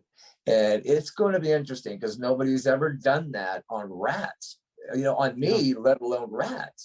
We've done the long form videos and we talk about this and that, but not to the extreme to where we're taking you. There's really nothing out there. People look at you behind the music. People gobble that up still. There's so little informative, true story Ratt stuff out there. Yeah. And so I'm going to give you the truth. I'm going to give you, look, this goes back to the lyrics. That's why I don't want lyrics in any albums. I want you to figure them out. I will make them your own, sing something different. And that's what has been happening. They still can't figure out my lyrics. It's brilliant. So this is going to be good because I take you literally to, we go to the whiskey, we go here, we go there, and it's something that hasn't never been done for Ratt. So we decided our first production will be reintroducing the real story of how I created the band Ratt. On the heels of Mickey Ratt, the members who was in the band, talking to some of these ex-members, and it's going to be crazy. And that comes out, I believe May. I'll post the real date. It's first week of May, again through ITV, and it's going to be great. 100% comes out in May, and then after the rockumentary, we'll begin filming for my new show, Backstage Pass, the real deal. And that's, pretty much for our fans. Don't have to be a certain age, but the 1980s were such a special year, almost like the, 50 is the new 30. The 80s were fucking lightning in a bottle. I mean, I think there's a lot of creativity. There was an opening for creativity. It was at the apex of different styles could all come. Look at the 80s music. It was so different. And I want to take you, we want to take you on a trip back, and not just with me. I mean, I'm going to have guests, different musicians, and maybe we'll step outside. But we're concentrating on this special decade, the 80s. It's unlike, and I can't really say much about it because, I'm seeing what people are doing out there, and I've talked to a few folks, and, they'd be willing to steal my ideas in a second. No, yeah, you want to keep it to yourself. Yeah, this one we're holding close, and called Backstage Pass. Not pass, and we're gonna literally, at the end of the day, which with each guest, including myself, let you in on what we would like our legacy to be, and besides a whole lot of cool other stuff going on, with the guest. When this comes out, but that scene can never be recreated. The fashion, the music, if you could have like Berlin and Huey Lewis play with Ratt, and at the same time Ratt can share a dressing room with REM in the 80s, and there's so much that went on in the 80s. Anything went. You had a Cyndi Lauper, you had a Judas Priest, an Iron Maiden, a Ratt, and a Motley. It was just fucking unbelievable, this decade. Miss it. It's never going to be recreated. It's almost like watching the Doors movie, the 60s. The Sunset Strip was just packed, every night. There was an excitement, and we're really concentrating on that decade. And so much went on, we are going to try to bottle it up and give it to you, and with plenty of little cherries on top. That's awesome. I promote your stuff whenever you have it. I re-put it out on my media, so whatever you have, it will be re-promoted out. So anybody that follows me will be in the know because I keep it out there. Nice. Yes. Follow it. No, I think you should make a photo book also with all your pictures and your artwork. Yeah, that's already been done. I didn't save all those for nothing. Actually, with Neil Slozar, we've been talking about Ratt coffee table photo book, which hasn't been done. Nice. We're gonna do that with Slows. Good. But the photos I have are on stage, off stage, backstage, at home. I have so many cool things that I'm going to share. So yeah, I will explain each photo. That'll be a book we'll put out when Backstage Pass airs. It's like when you with albums. Remember when you get an album, like you open up like the Allman Brothers, and you see everybody on tour and like laying out here. Those are the pictures that people love. It's the inlays of the albums. And you're right, and that's how you got to. That was the only way, which I love about the 70s. Yeah. That's the only way you can find out anything about the bands you like through the magazine. The pictures. Yeah, through the pictures and stuff like that. So you're correct. So it's important. And we'll explain every little nuance in a photo. And I have photos that will blow your fucking mind. People will go, no way, you can't show that. And I'll say, yes, I can. So look forward to that. But the show, Backstage Pass with the Sci TV production, is the rockumentary Nothing to Lose. Comes out first week of May. And we'll let you know where to find it, or just go to Asai TV and you'll find it. I'll be promoting it too. I'll be talking to Christine, and I will make sure you know that I'm up with her, and I kick all your stuff back out, so we'll get that straight. Great. And then sometime in between there, we'll see what happens with the band. Right now, Ratt is inactive, hence the Bastards. But if we'll see what happens. There might be some commotion in the ocean. I'm telling you. This year for the band Ratt, and that's all I can say. It might be a short swing or no swing. I don't know.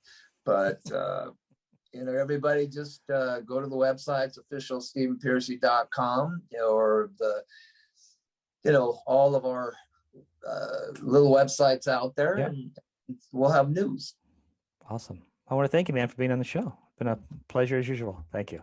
Thank you, my brother. Good evening and welcome to Laughing Monkey Music Show. We have Stephen Pearcy back. How are you doing? Great. How are you doing?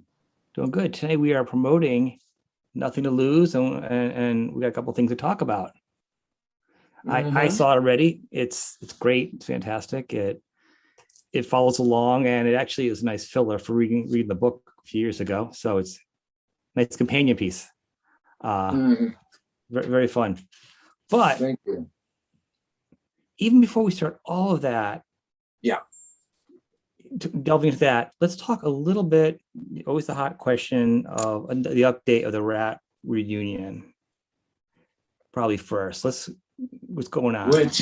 Which has turned into a statement I made. Like I really wouldn't do another Ratt record unless it was all the original members. Right. It pretty much started there, and then the subject started coming up. Of course, a Ratt reunion, and me, of course. It's business, and if it happens, and we can make it happen, because I mean, put it this way: it's the fans, our friends, that are calling us out. It's not even us. It's not even me going, I want a reunion. It's everybody else going, you guys need a reunion. So, call it what you may. If it happens, that would be great. And if it doesn't, well, the legacy will be told on Back for More, the next project, or it'll be part 3 of Nothing to Lose, which is actually a 3-part series. And we'll see where it ends up. We'll see what happens. Okay, well, it does seem to be a question that comes up a lot. I wanted to talk about it. It feels like it's an easy question, but it seems to be coming up a lot. And I think what happens is because when you tour with the Ratt Bastards and then you tour as Ratt, is the only difference now Ratt because you have Juan with you? Is that the difference of making it Ratt? Because when you say you want to do the album with all the guys, but you tour with Ratt with just Juan, I think it confuses the fans. Of course. And what I'm doing now is Ratt with Juan and I, and no disrespect, I've said it, we've had a bunch of players and coming and going, and that's what I always wanted to prevent from happening with this band. I think all of us did. But I do agree there. You got some good players to do right now too. They are really good players. I just think it's those that other team of players though. That's all. I agree. No disrespect, but hey, look, you can call my solo band Ratt. I'm singing. They're my songs. I think what people are saying. They're great musicians too. So you give them one or the other. Right now, it just happens to be my Ratt Bastards because there's so much going on and some restructuring that needs to be done for Ratt to make the next move. I mean, it just kind of. I think it cuts our audience short and our fans to say, hey, here's Ratt, when it really isn't. That just kind of bugs me. So there you go, right there. I know it's for some reason, just from some clubs or promoters, they're going to put Ratt no matter what you do, or they're going to say Ratt as a different marquee name. Some people only know Ratt is going to be this experience, even though it could be you and Juan. They know they're still going to get the package. So there's still that confusion, but the hardcore fans are like, to us is this, Queen is this to us, Aerosmith is this, and that's kind of what it is. Yeah. I mean, that's what that's it. I mean, I would love to see the remaining guys, give it a last lap, the victory lap, so to speak. And because look, me personally, I have other interests and other things going. And, you know, I don't want to be jumping around on stage for another however many years. You never know. And I got to say, you know, rest in peace, Dusty Hill. And then a couple of guys the other day, and then Jeff LaBar. I mean, look, we're not indestructible. I mean, you know what I'm saying? We're not going to be around forever. So, hey, you know, I think about that. Like, you know, if we're going to dabble in something, let's do it or let's not do it, and at least leave a decent legacy, you know, instead of all these guys out there trying to play flipping and flopping and you don't know who's who. All you know is the brand and that singer guy, you know. So, you know, that's where I'm at on it. That being said, it feels like the only holdout right now is we got to get everyone. Maybe it's just the people do. We got to get Warren to do it. Juan's with you. Bobby's already played with you. You guys have great to see you guys hug and jam together. Bobby still got it. It sounded great. Yeah, you guys. It's actually do a clip of it. It's also in your streaming event. I recommend people see.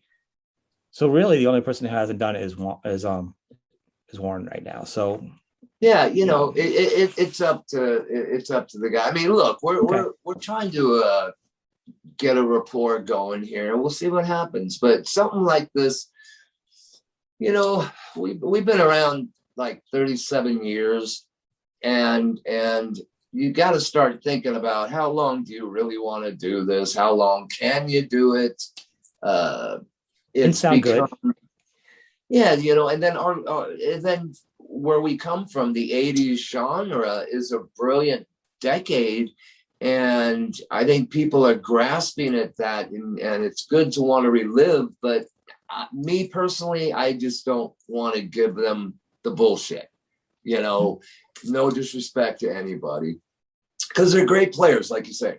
But we'll see what happens, you know. I mean, you never know. Never say never. No, that's right. You're James Bond. I think, you know, it's one of the questions that comes up still a lot, even to me, and I still read it where I wanted to keep addressing it currently because that's what people are.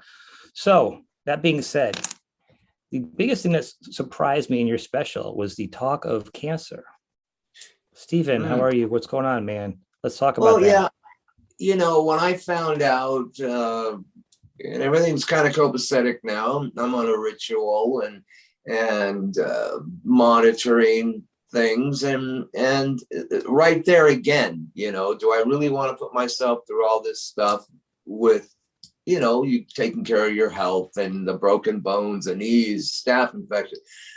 I don't know why I'm still here, but look, I'm appreciating every day and minute above ground here, because all of our peers are seemingly disappearing, and it's such a drag. But it's under control, and I never wanted to bring it up until I really started feeling guilty about it.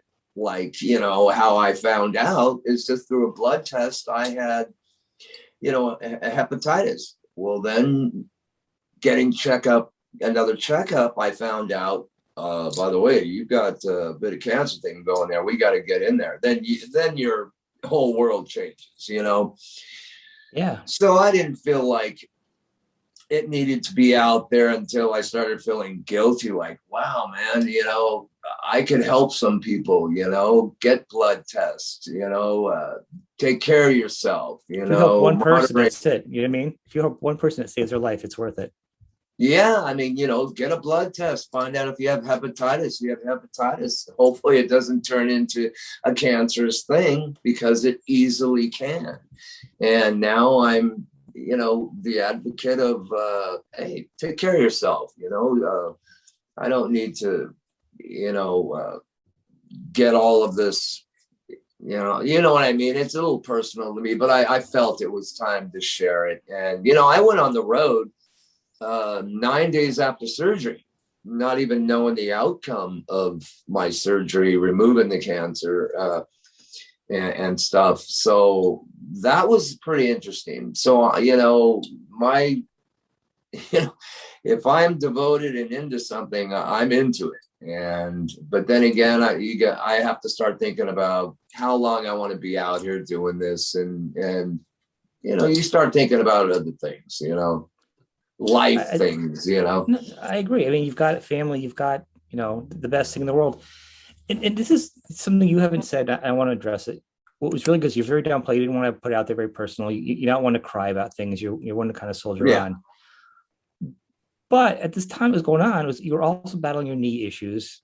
And then that incident of the video. I mean, people bully and get on and criticize. You didn't say anything. You didn't go, well, this is this. You kind of kept it to yourself.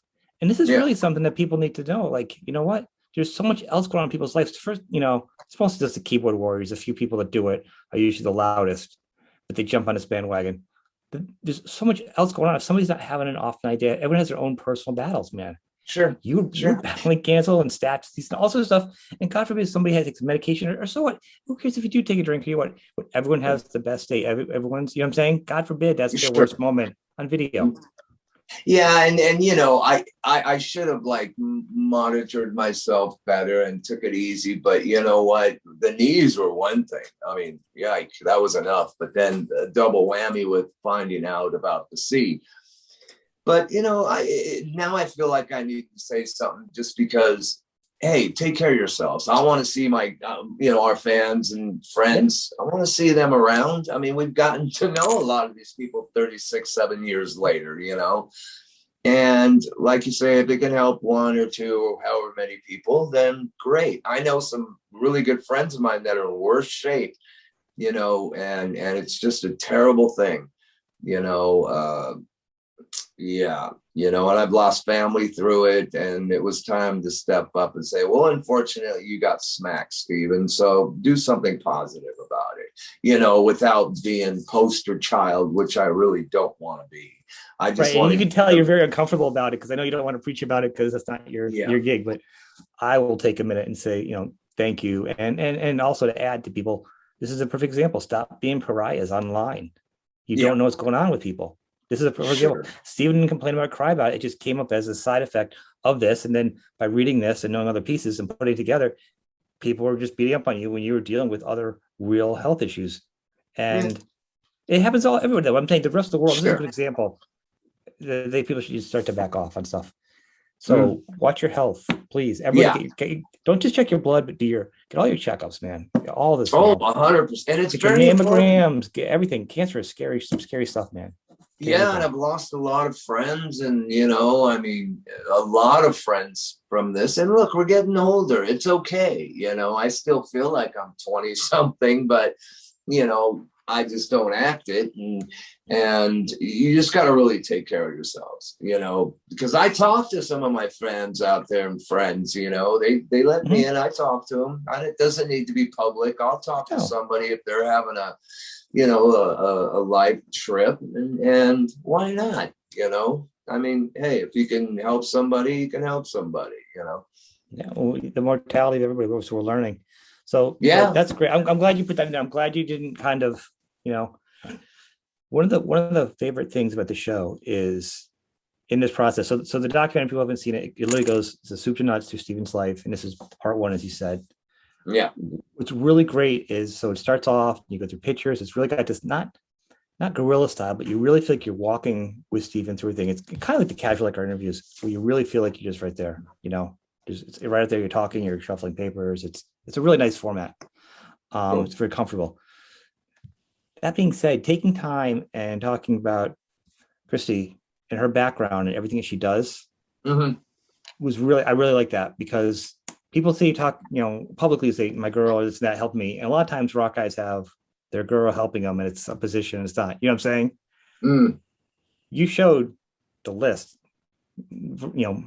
by speaking about it in the show, what she's done and what she does and the credits of that. You're not messing around. She is a full on music partner. And with it's the talent. unfortunate. And it's important that she got that acknowledgement. 100%. And it wasn't, we just have so much in common. We think the same in business, and we have great ideas, and so we just utilized our interest, which is music, film, writing, producing, and things I've always wanted to do. This is nothing new. I've wanted to do this stuff publicly, years. though. You know what I'm saying? Yeah, I've presented many shows and have stuff at the Guild, and so I've been dabbling in this. It's just now that I have, you know, I'm making time in my life to do other things. And one of them is creating these great shows. And there's a lot of funny shit that's going to be coming down. Another show we have is it's going to blow people's mind, but everything in moderation and time. So, you know, we're going to do part 2 and part 3 of Nothing to Lose, and they'll change with titles, and we'll eventually maybe see what'll happen to Ratt. But there's other stuff. Back for More is next on the table, and that's going to be a great program. And it's about the legacy artists who want to leave, you know, to their fans and get in depth, and it's going to be entertaining, to say the least. And that's sort of the episode. That's more the docu style series that you're going to be as a host, speaking with your peers, right? Yes, and I can call anybody out. That's the difference, you see. You calling me out is one thing, but me calling my peers out is a whole nother ball game. Right. I can call bullshit, you know. Well, yes, that's a good point. Well, if I didn't believe in what I said to you, I wouldn't be speaking to you. So at least after a point, as I do, I do back what I say. But that actually is an interesting point. You could probably get more of an interesting, because you have camaraderie, you have a relationship with them, so you can talk differently. I think the levels will go right to a certain point. You know what I mean? And so some of my peers that I would have liked to have done Back for More with, they're not around. I mean, they're just recently dropped. I mean, holy shit. You know, like I wouldn't have loved to see if Ed, you want to chat for a while and jam and let me in on what your legacy is? You know, I mean, shit, we already know what his legacy is, but I would have loved to just ask, you know, hey, brother, you know. You would have said yes. Because we don't know. I mean, look, you could be here today, gone tomorrow, you know, and I've always looked at things a little differently. Once you start getting smacked around, you think a little different.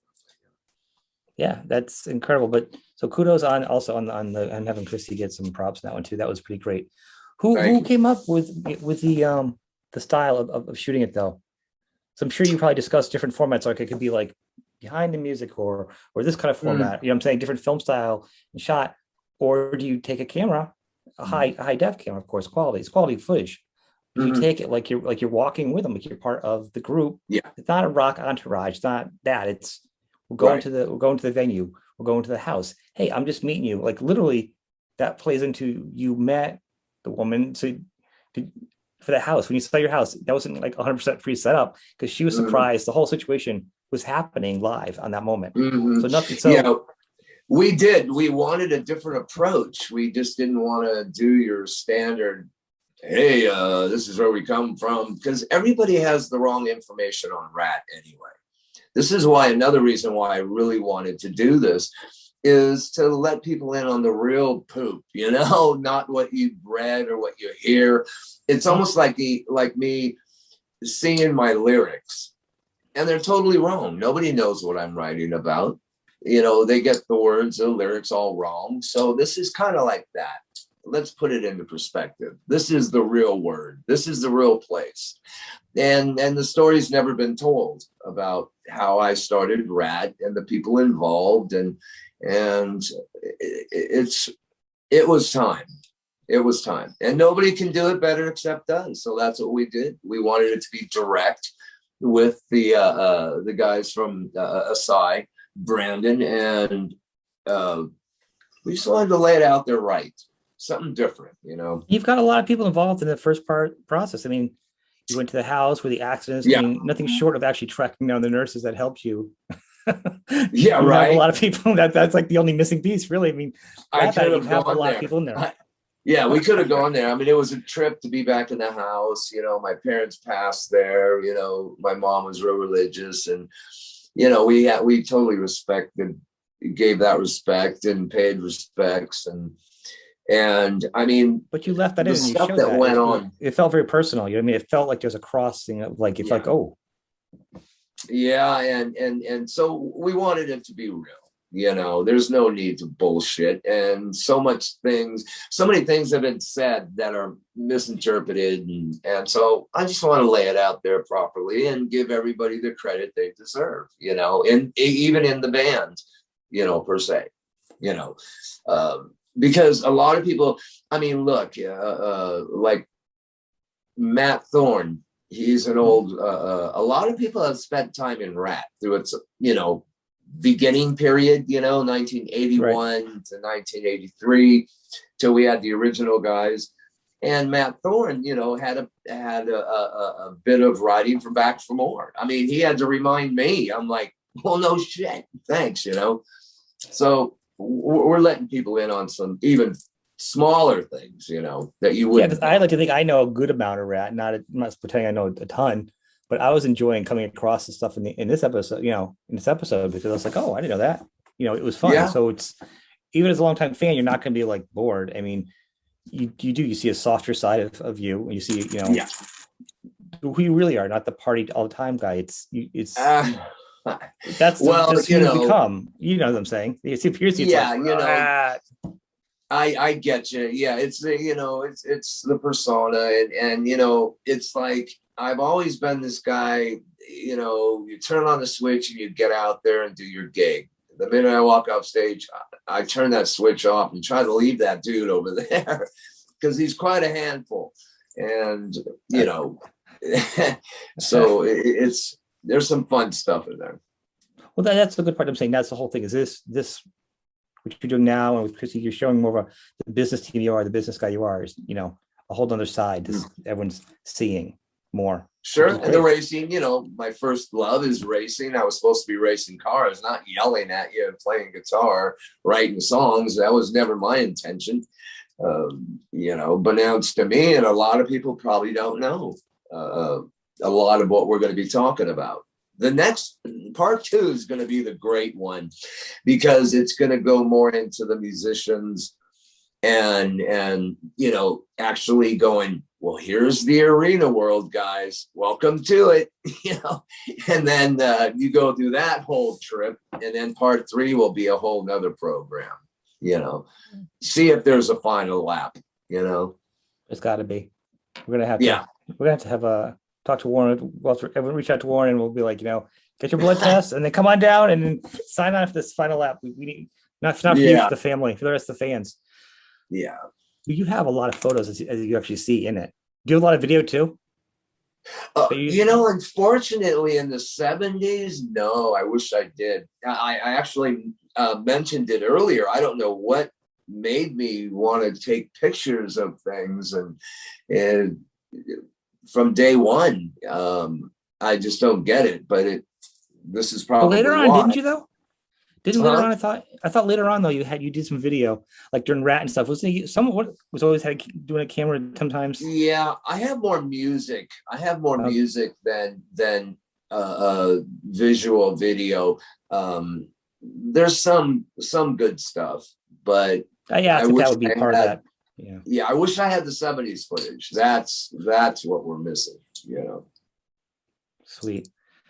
So is that being said, part of the process, and during this, it was really great. I think at the end, you did the show and you introduced a lot of the Ratt Bastards too. You gave a lot of props to everybody prior to the show, and then who's in the team now. As you say, it's always ever changing. And then you behind the scenes. Yeah. And one of the things you talk about a lot is you fight people to guard your product, the band name, and putting stuff out. You're pretty good about that. How goes the battle with some of the YouTubers? And I know I've actually reached out before, some people posting and taking other products of yours still. Yep. Yeah. And they go out there, they go out there thinking, well, I'll make the money off of their performance. And I monitor the stuff pretty well, especially if it has to do with, our brand, the merch, or like right here, there's DVDs of concerts all over the place. I just pick them up from the bootleggers and they say, thank you very much. And I'll put it out properly, Well, I think the worst kick right now was the streaming thing, seeing that. Because I knew I saw that and, I was like, what? That was something you guys were going to put out. You just did. That was insane as out there right now. Yeah.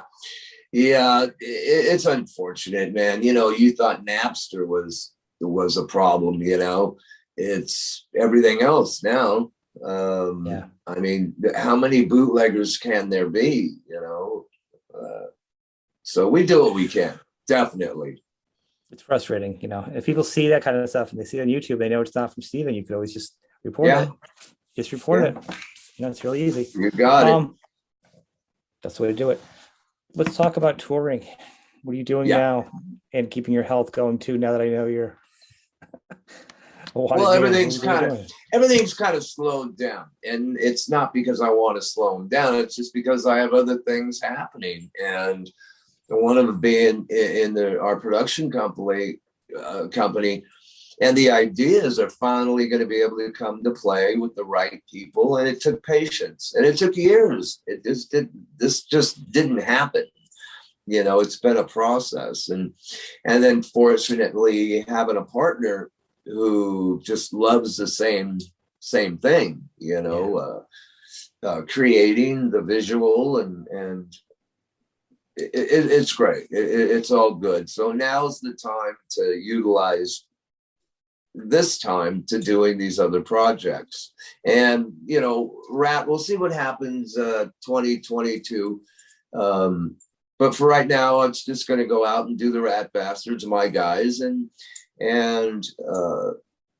go out there and play Rat songs. It's the same thing. I still get off on it. I still love playing around it. I still love Lay It Down. All these songs. I think everybody loves them. Everybody loves them. I just think people, there's people I haven't seen actually. Some of those guys play. Honestly, like Warren and Bobby really don't play it anyhow. So just they're also their favorite players. To see all their favorite people together in the unit, that was so. I think there's a couple different levels, because you singing the songs with whoever's going to be, it's still going to sound like you. So that's not going to change the performance.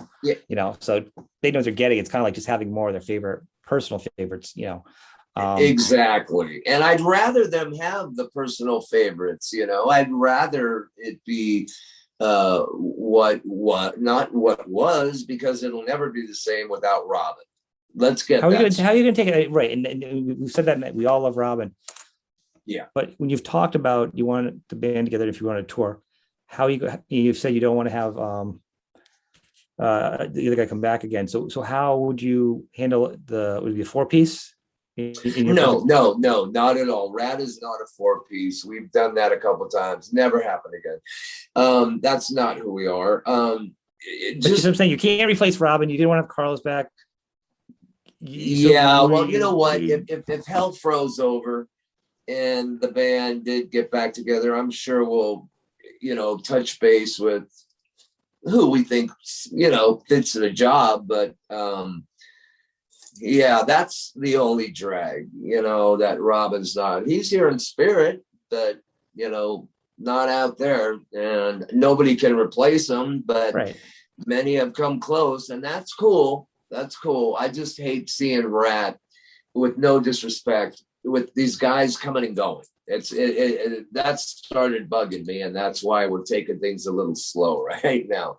Well, that's fair. I was just kind of curious, because I know there's been names. Even I've joked with you about Jake, but the truth is Jake really wouldn't be a fit, truthfully, because historically he has his own bands, and he has his own jam that he does. He's his own person. So the question would be is to make that final piece of the puzzle that would be acceptable, that would be their own person but not be a replacement, is probably as big a puzzle piece as getting Warren, on the same page at this point. Those might be those two pieces. Speculating, Jakey and Ratt, wow, interesting. But Jake's a one guitar guy. Right. That's something that wouldn't fit in that. It'd be fun for music, but I don't see it as a full thing.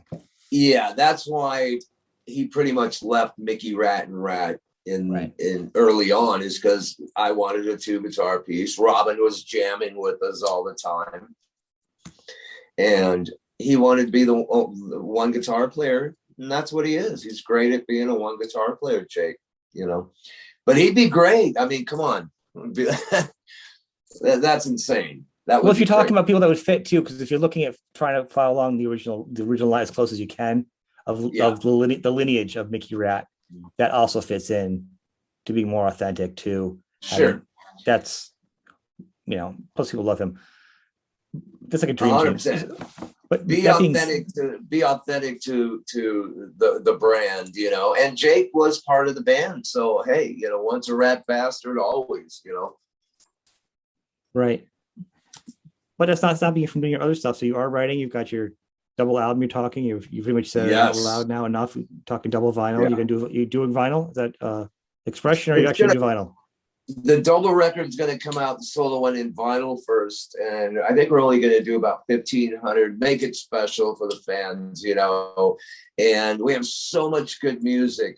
I just decided, look, I'm writing like never before, and so one record will probably be Eric and I, Ferrantino's, and the other record, I'm just going to, you know, break out stuff like the EP, like I used to do, right? That kind of stuff is what I want. And we'll see what happens. But we have great songs. Amazing. I can't wait to start So on yours, you're saying you do a lot of the guitar stuff yourself on that one and make it more of a thing? Oh yeah. The second record will be more of my music writing. Yeah. That'd be fun. That'd be actually interesting, because I enjoy, like, especially a lot of the demos and anthologies you were putting out. You know, those are kind of fun. I actually think I like some of those songs better than the repolished versions, actually. I mean, look, I like having a good time. It's like tongue in cheek when we re-recorded Girls on Film. And there again, you know, you get Christy in there doing the video, and I mean, it's like I don't even have to think, but we all just did it as a joke. Hey, can you do this? Put this together? Oh, sure. You know, Eric, I mean, let's go record Girls on Film. Why? Because there's this thing on Duran Duran. Remember when he disrespected me and he didn't want to take a photo? So I went, here's your song, Simon. I re-recorded it for you. What do you think? Just for the hell of it, you know. Have you actually heard any feedback from that? I'm sure. I wonder if that's crossed their radar yet. No, I'm sure that would have been nice. Oh my God! I'm sure they saw a couple nickels and dimes. That's funny. I would love to hear that. It's awesome. I actually saw in an interview, you have a great little drum machine. Is it actually a Vox drum machine? Oh yeah. This good, right? It's right here. So tell me about that. I'm a Vox guy myself. It's a little guitar thing. I have the Elises and everything else, but you know, if I'm just demoing an idea, it's a fun. I love that. I saw that. I was like, oh, I gotta ask him. Oh, I mean, it's serious. I mean, look. I mean, it's like, well, this one isn't plugged in, but I mean, it's that easy. Just throw that up and away you go. And my format of writing songs hasn't changed since we sat in Rat Mansion West, Warren, Robin, and me, and we're round and round. We had two cassette decks, and we just bounced ideas back and forth until at the end of the day, we had one cassette with both guitars and a vocal idea on it with some loose words. And it was brilliant. And that's how I still write, you know. One thought, as far as all the collaborations you're always doing, what about, if you thought about, or if you haven't thought about it, what about doing an album-ish with your friends? Like with your guitar, you know, Jakey Lee, which we were talking about, like different guitar friends, like a song with different artists. You writing with artists, is that ever I've kind of, you know, I love doing those. I did Toys in the Attic with Tracy Guns for an Aerosmith tribute. That's what made me kind of think about this. Is like, I'm like, you have so many other peers. Yeah, I've done that, but you know what? We got something in the works that's gonna really blow some minds. Talk about friends. Wait till you hear this one. This will come out in about a month. But yeah, I thought about it, but I already do it. Like I say, I did a song with Jakey on one of those compilations. George Lynch, I've done some with him, and re-recorded some Mickey Ratt songs actually with George. Probably pissed Warren off, but you know, and I've done the Rod Stewart with Ratt. You've done it for other people though. I just kind of like a focus, like you're in control. You picked a song with a bunch of other guys. Yeah, I'd like to do that. Not right now. It's not on in the cards, but that would be fun. That would be fun. I could write with anybody, dude. Right. Well, knowing that you're writing, we've talked about it, playing guitar. So all these things kind of fall in together, and those pieces were for other people. Those projects out set all over the place. Right. but they're really fun. It wasn't just like Yeah. one off. You did a bunch of them, and they're all really kind of fun with different artists. I was like, wow, that'd be kind of neat if he controlled his own complete album Sure. of his friends coming in. Well, you call it just Steven gave me an Friends. idea. It's not one that I haven't had before, but now you're just instigated me in doing a record. So who knows? Well, the way Maybe you do that will records- happen now. Now because of you, I'll probably end up doing it. I think it'd be a good idea. You know, Oh, 100%. And there, you know, there's some talented guys, and especially if they spent time in the Ratt, you know, early Ratt, it would be even better, like Jakey or Right. Chris or it's just a good or- tie-in. yeah, It's a part of yeah. your legacy, you know, the long-standing, and the only thing is, I almost think with all this, you could have a soundtrack for all these pieces that you're doing, all three of your the Nothing to Lose, a series you're doing right now. I almost think Yeah. you could actually put a soundtrack for that. Is that an idea, or Well, you got some songs in there? now that Or am I just we've got piling on your workload? yeah, now that we've gotten through the first series, Nothing to Lose, introducing you to how Mickey Ratt turned into Ratt and created, and the big goal was the whiskey. Yes. All right, well, next one's gonna be, well, shit. they're playing arenas now. They, you know, shit's starting to happen. Out of the Cellar, opening for ZZ, you know, opening for these guys. So the next one's going to be interesting, and that's where maybe the songs will start coming into play, because there are songs that Jake and I wrote. He doesn't know this. He thinks that we never co-wrote a song together. Jake, we did 2, and I have them, so they'll be heard. And this was back in 80, late 81, early 82. But Jake was a hot commodity back then, you know, and Dio was after him, and then Ozzy ended up getting him, and, you know, shit, Motley probably wanted to audition him. You know, you're about to hear some good stories in the next one, I'll tell you. Good. That's excellent. And I want to tell people to take the time and watch this first one. How long before the other one comes out? A couple more months between them? Well, this took a Loosely. little longer than we thought because of the whole mask gig, Right, and all production that. takes a little bit longer too when you're editing, and Lord knows. Yeah, probably I would say 4 months, 5 months, 4 or 5 months, 4. That's fair. Yeah, a lot Because- can happen, you know. Yeah. And the thing is, the kind of style you do to edit, it's gotta be, I can't even imagine. Would you want to be in there editing all the footage? Because how much do you put in to keep the story going? You know, this one is put together really well. It really kept the storyline. Thank you. Personally, kind of liked the walk through the house the best, and because it really showed you stopped emotion. And actually, I think that the part with you actually going through the photos, because you could have just done a photo thing, but it actually was like you were there, you're holding the photos, and it was a shared moment. It was a little bit different than you did just like putting them up on the screen. You know what I mean? Yeah. And you know what, though? I literally have hundreds and hundreds, because I used to take photos off stage, on stage, in stage, out stage. I mean, there wasn't a moment that I didn't have some kind of camera going. Once Ratt started kicking in 83, it was like somehow in my head, I was thinking, you're going to document this in photos. And I did, without even really thinking about it, you know. So there are so many photos. I mean, you know, we could release 20 photo books. There will be a good one. There is going to be a Ratt a photo book coming up here real quick, a coffee table I think book. you got to at least have one it's good table time. book. It's really time for some of this shit to go down, you know. I'm sure you have another book in you. You have you got a lot going on. Yeah.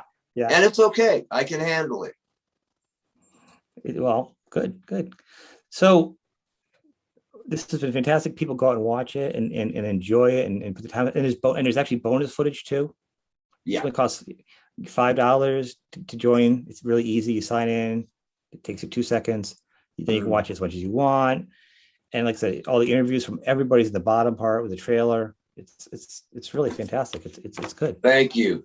Yeah, we're looking forward. See, now that we know, you know, how we got out of the gate there, the next 2 will be pretty comfortable. pretty comfortable. Yeah. Because we know exactly what we're doing. I mean, it is planned out. It is script, you know, it is put into perspective. It wasn't just winging it, you know. Yeah. I do have a video production back. I have an idea of how you do. That's why I was even more impressed, because it was before I did this. I've other stuff, you know, behind the scenes. So that kind of production, to do it loosely but together, and then edit it together and put it together to be a story, was quite a chore. Yeah, the guys at Brandon at Asai TV, who was production too, was pretty clever. I mean, it took a while. It took a while. So now that we know what we're doing, we're familiar with the next steps. Yeah, we're going to try to blow some minds on the next one. I mean, I've got photos that'll blow people's minds. You know, it's not just the band. It's, you know, it could be another musician. It's going to be a surprise. Awesome. Yeah. Very good. We'll see. This, as usual, has been awesome. Good update. Thank you. We'll have to touch base again when the next one comes out, or down the road you got more stuff. But yes, 100%. Thank you very much. Anything you want to know, officialstevenpearcy.com. Partners in crime are at it. And we've got some stuff out there, solo shows happening. So we'll pick it up here real quick. All right, man. We will talk again soon. Thank you, Steve. Thank you, brother.